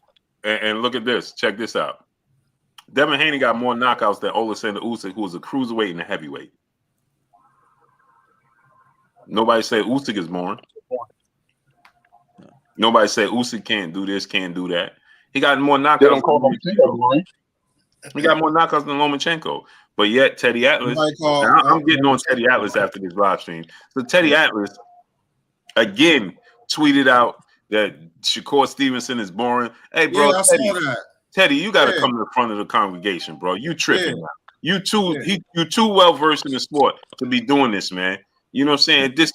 You're doing a disservice to the sport, to the fans. You know what I'm saying? Stop telling them what you mean. He did what he's supposed to do, but you had Lomachenko, the best pound for pound fighter in the world, his first fight. What are we talking about here? Dude got 11 knockouts in his fights. And man, yeah, that's for another. Teddy be sounding like old media, man. No, you just made a good point, Blue, because when Lomachenko came in the game, all of a sudden that sweet science stuff was it was what it was. All of a sudden, boxing was what it was. It was back into effect. Yo, it's like another thing I want to point out when you KO, it's like this, KO. Think about it, right? When you look at NBA players, Kyrie Irving is a show off, right?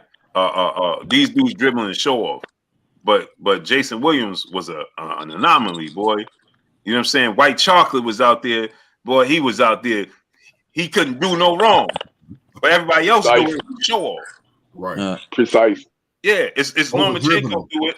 It's like you can't believe what you just watching. This dude, the Matrix. Hey man, hold on, man. I watched Penelope could make people miss in the phone booth and laugh at people and all types of stuff. You ain't never called that man the Matrix. You called him a cokehead. Right. I call it the Eminem effect. You know what I'm saying? You got a whole bunch of other. We know what that is. A whole bunch of other people that got it. crazy rhymes all day. You got this one white person that's come out and just rhyme. And they call him the rap god. I'm gonna say this right now about the rhyming stuff. Rest in peace to Sean P, the greatest MC alive or was alive. Shout out to Sean P. And listen, I want to point out something else when we was talking about Caleb Plant. I'm glad you brought that up, bro, because I'm noticing something. Because a lot of people know I'm a fan of the Sweet Science. I defend it wholeheartedly. I defend the Sweet Science, right? So when you brought up one thing, a lot of y'all run into is y'all have recency bias. Y'all love to run the Caleb Plant as if he represents the pure boxer. He doesn't. I'll tell you why. Because I'm not saying he did. Listen, if your plan is to come in, if you do have that style of being a pure boxer, you don't have the most power, but you are nimble, you're quick, and you have a decent IQ. The most important thing for that style to be effective is a gas tank. There's no way you can plan to come and outbox a guy and not get touched with 12 rounds if you can't last for 12 rounds. Caleb shouldn't have started as fast as he started. He burnt himself out early. No, Blue Blood let you know, brother, that wasn't the pressure burnt them out, bro. That's why most people pick Benavidez to beat him, because we had a body of work that shows because of that gas real gas. He did it against Ustaki. He just won the fight. Right. He did it against Canelo. He did it against what's dude? Terrell Goucher. That was Terrell Goucher, right? That he fought? Or who was it? Oh man, who was that dude he fought during the pandemic? He fought what's dude's name? Bullheaded dude. Remember he had that bad performance. Let me see what dude's name was. He had that, and everybody was saying like, man, that was a terrible performance. He ain't gonna beat Canelo like that. Caleb Truitt. Yeah. When he fought Caleb Truitt. Again, the same thing. Remember the second half of the Truex fight? He faded. And everybody was like, well, you know, it was well, Blue, I'm pretty sure there's gonna be some guys up here who don't agree, but the same pressure that Caleb put on Plant is kind of how I see personally Bud and Spence going, because like I love Bud, like, and I love him as a father, like just the father shit, you know. I'm a single father, so that father shit, you know what I mean, Blue, you know that shit means something to it. But I just don't see 12 rounds of that pressure gonna make a counter fighter have to really put some work in, and eventually that pressure bust pipes. I.e. Marvin Hagler. I don't think nobody can deal with Spence pressure. And I told you I love the Sweet Science, but this is what I do. I love Devin and Shakur, but I think if you can blow them up, like I'm talking about natural, I ain't just saying just they blow up too quick, but if they can naturally make 147 while Spence is in his prime, I think he will break them down too. I never seen nothing like Errol Spence. I think he'll get to everybody. That's the same thing I think he'll do to Jerron. Like if he fight Jerron right now, Jerron ain't never dealt with nothing. He ain't never dealt with the storm. I think how many punches he averaged around, Blue? Earl? I don't know, but that dude work rate is like for real, bro. In a counter fighter like them, they gonna fight at a rate that they've never fought at, bro. Like it's a reason why. Like I even think right now that Mayweather is like kind of bunnying up with Bud on some. He don't want EJ to replace him to Heyman, bro. Like I don't know. It kind of seemed a little weird. Like Florida, you just being in the way just because you don't want you know what EJ did to you. Right. you know what All right, I heard that rumor, man. Let's not those. Let's not. But listen, but that's the point I was about to bring up. That's what I'm the trying to tell you why Errol Spence is so special, bro. Like, look at what he was able to do to Floyd Mayweather before he was even really a pro. What I'm trying to tell y'all, and don't look at it like most people casual will tell you, well, Spence so good because he applied crazy pressure and he not a pure boxer. No, what you don't understand, Spence is probably the best boxer puncher I've seen in my generation. That's what make him so good. Well, let me say this though, but you got to understand what he did with Floyd. Floyd is a completely different fighter and sparring and training than he is under the light. Yes. He just want to fight. I definitely agree, Blue. Yeah, he just stand there and fight. So he want to taste what he might get in the ring. Yeah, and people told me like you know, people was there close to it. Was like, bro, Errol got off, but Floyd did Floyd. You know what I'm saying? Floyd is. I know he was. It really say how nice Floyd is though when you put it in that sense though, Blue. Right. Because it shows how Floyd average sparring level is world class. Right. Like that is crazy. So when even a guy like Spence coming there ready, you know that you sparring, you want to show. You know he went in there amped up, in shape, trying to show off. You know what I mean? And Floyd doing it like that gets Floyd working, Jim. Chop. These are dudes he bring in for sparring all the time. Chop that give him work. You know what I'm saying? And you know, it's just Floyd is. This is what people don't realize with Floyd. He really want to be the dog when the lights come on, but he understand that don't pay the bills and it ain't helpful. Hey, Blue, if he really wanted to do that, I swear to God, he'll take over Ali legacy and everybody legacy in the world. I'm talking about if he do this right, he ain't never be undisputed, Blue. If he let one of these two niggas win this fight and then fight him, come back to make one fight, the fight they got that man. He would. We know he wouldn't risk it, Blue, but that would be the man. You see when he fought, he liked that. Remember when Cotto busted his nose? Man, he did everything but take the blood and lick it. You know what I'm saying? Like he did. Like, bro, when Chop, we know when Chop was catching him, he like, man, stop crying. Yeah, let's go. Stop. He really want to be that dude, but he just know it ain't healthy for him in the long run. Right. Now he too smart. He too smart to stay that dude. Right. So what he do is he get to put the headgear on, you know, kind of give him some comfort, you know what I'm saying, that he gonna be good in the long run. And so he do it in sparring. You know what I'm saying? Like, hey, bro, you think about it, right? The fights that he had with Zab and Chop and these dudes, and that's who he chose to bring his sparring partners every time, every camp. Like, bro, you know what I'm saying? Lamont Peterson, like, bro, hey, Lamont Peterson, y'all know I had Ant Peterson. Ant Peterson said Lamont gave him work, and what's the first thing Floyd said? Man, get him back in there. Right. Most people want to avoid that. You know what I'm saying? Earl told us. Earl said he gave him work. He got out the ring, and what's the first thing Floyd said? Hey, man, you a B, man. Get back in here. Yeah. And Earl said, what? I was just saying, that outside of Floyd Mayweather, bro, I feel like Spence catches everybody, bro. And the reason is because it's hard to get away from a guy who got an active jab, and his jab is probably better than yours. That's why they can't get away from Spence, because New York jab and his jab is better than yours. See, it's the thing that concerns me with Terrence for Errol is like this. Is that physicality and that work rate, bro? He is not going to let up. And Terrence has like a wiry frame.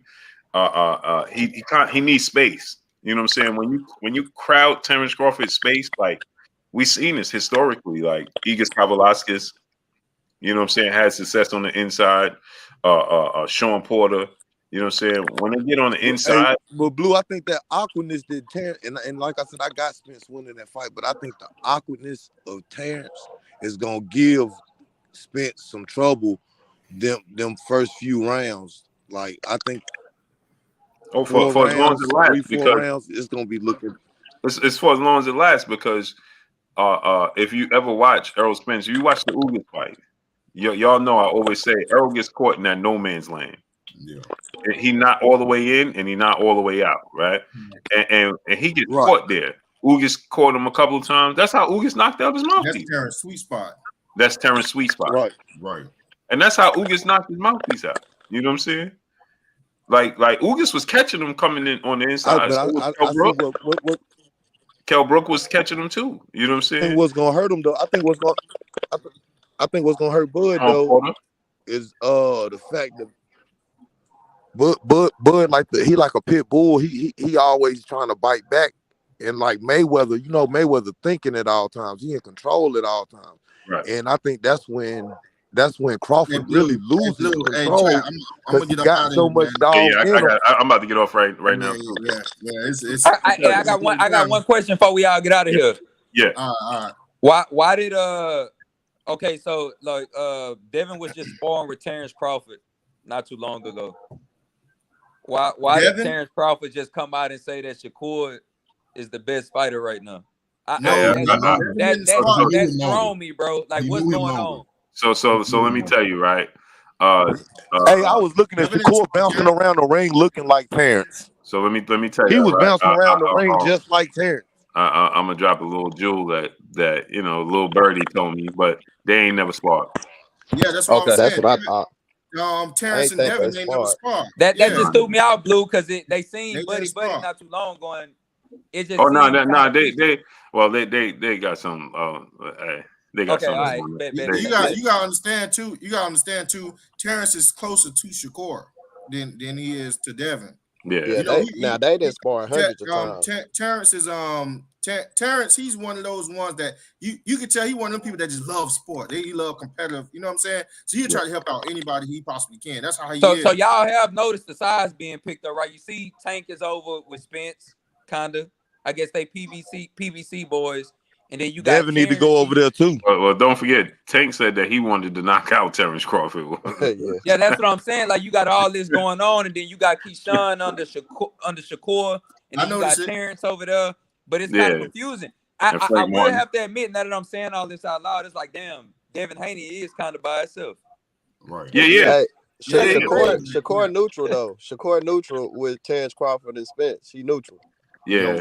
Yo, Blue, I know you about to get off. If you don't mind, bro, if I can ask you a question, bro, I'm halfway to 1,000 subs. If you don't mind, if I can drop my link in the chat, I'm halfway. Man, come on, brother. You know you don't even got to ask me that, brother. You should have been done it. I got you. Yeah, guys. If y'all can help me out, bro, I'm halfway to 1,000, bro. I'm trying to build my channel up. Honestly, I'm learning with this YouTube that until you get 1,000, man, it's almost like you're spinning your wheels. I need at least 1,000, man, to make it worth my while. So if y'all can help me out, I really appreciate it. Yeah, for sure, man. Drop the link. Yeah, put the link in the chat. Got you. Hey, Blue, it's been real, bro. I appreciate you letting me come up. Appreciate y'all, man. I can't wait to see you again, bro. I know I jumped on late. I heard you talk about the science of boxing. I kind of compared it to baseball. Everybody like them home runs in baseball. Mm-hmm. You know what I'm saying? Like boxers, they like the knockouts. But the true boxing fans, they like the whole boxing. They like to see what people call boring. It's a chess match. Right. In baseball, all the innings is long. Shout out my Astros. Yeah, the Astros. Yeah, I'm an Astro fan too. But yeah, people that like the sport, they enjoy the sport, man. And the science of boxing, it comes in all different ways. Knockouts, technical fighting. It comes in all shapes, sizes, all ways. So like it ain't just about the knockout. It's about everything that comes with it. I love the IQ, man. Hold on, G-Town, I forgot to answer your question. Canelo and Benavidez at the end of the year.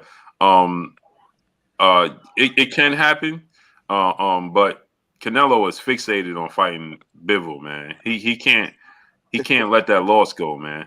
He can't. I heard it in Canelo's voice. He ain't gonna fight him. Not this year, because when they asked him about it, he was like, yeah. He growing tired of that the Benavidez talk though. Yeah.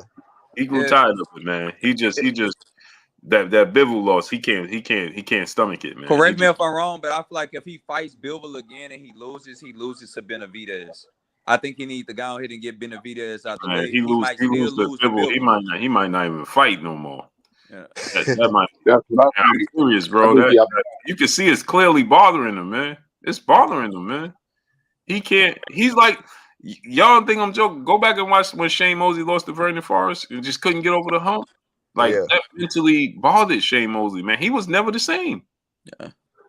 And that Canelo body language is like, bro, he gotta run it back. Yeah, he gotta run it back, bro. Like, and it's just a bad style matchup, bro. I think he's gonna lose again. Yeah, like he got this excuse in his brain because he know he had the hand injury and all of that. But bro, you go in there 100% and lose the same way.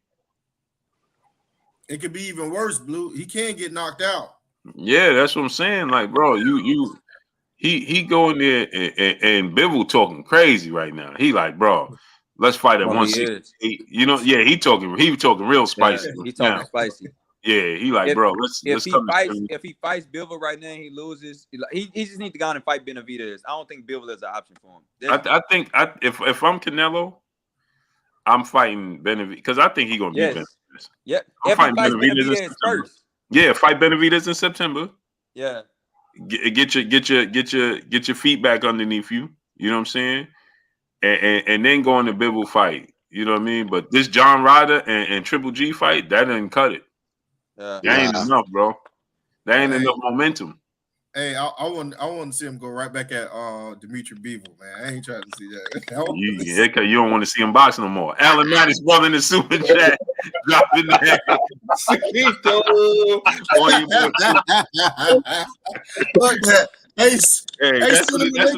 about.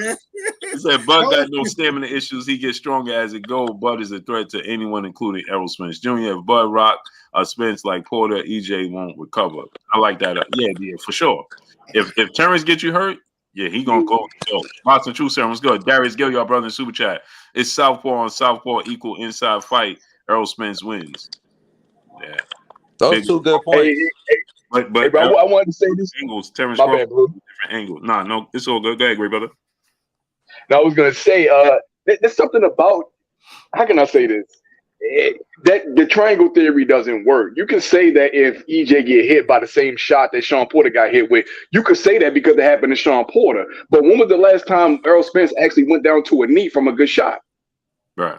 I mean, you just don't know how that dude is really going to carry that punch from Terrence Crawford. I think Errol Spence got a granite chin. Personally, I don't think he want to eat too many shots from Terrence Crawford, but I think if he had to, he will. Mm-hmm. I think he can take those shots. I think he can take some of those shots from Terrence Crawford. Plus, Errol Spence is one of those dudes that make that transition from offense to defense very smoothly. How cleanly is Terrence Crawford really going to catch Errol Spence? See, my thing is that Terrence Crawford catches you with punches you don't see because he just has this awkward way of delivering with these extremely daddy long leg arms. You know what I'm saying? Right. And he got power in both hands because he's really an orthodox fighter that fights southpaw. So is any punch he clip you with is very weird. You know what I'm saying? How he catches you. Yeah. I wonder if minus the speed, you know what I'm saying? Because I don't see Terrence Crawford, as fast. He hit you like how Ryan Garcia, he hit you with stuff like, man, it's like, yeah, you don't see it. Did he hit? Did he touch him? What happened? Like that Kell Brooks punch is like, bro, I'm still trying to figure out what that was. He walked into it. Kell Brooks walked it like it kind of looked like that punch Shakur hit this dude with that first knockdown. Yeah, it's like a hook, but at the same time, it's like, I don't know what that was, man. My thing is, I just want to see if Bud can sustain all them punches because he get hit a lot. Sure do. And the physicality and the thing is, like, it's his mentality that Bud want to be a dog. He want to be a dog. So let's get out of here, fellas, man. It's 2:30.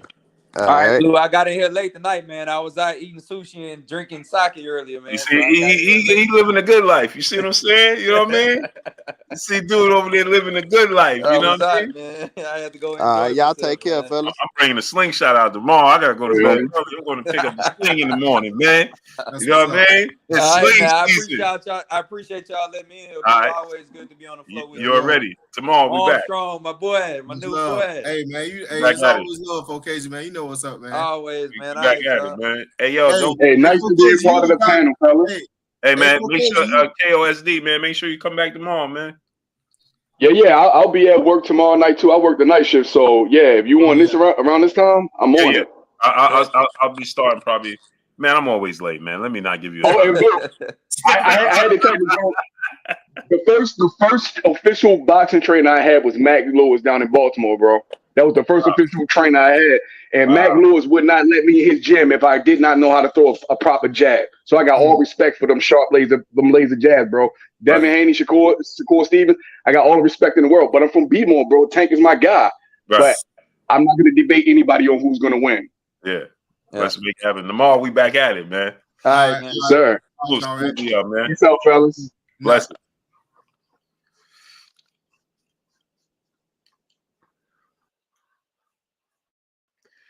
You already know what it is. It's your boy Blue Blood Sports TV. Hate, like, comment, and subscribe. You haven't subscribed, hit the subscribe button, hit the like button, hit the bell icon to get all the new notifications. Follow me on Instagram at Blue Blood Sports TV, all one word.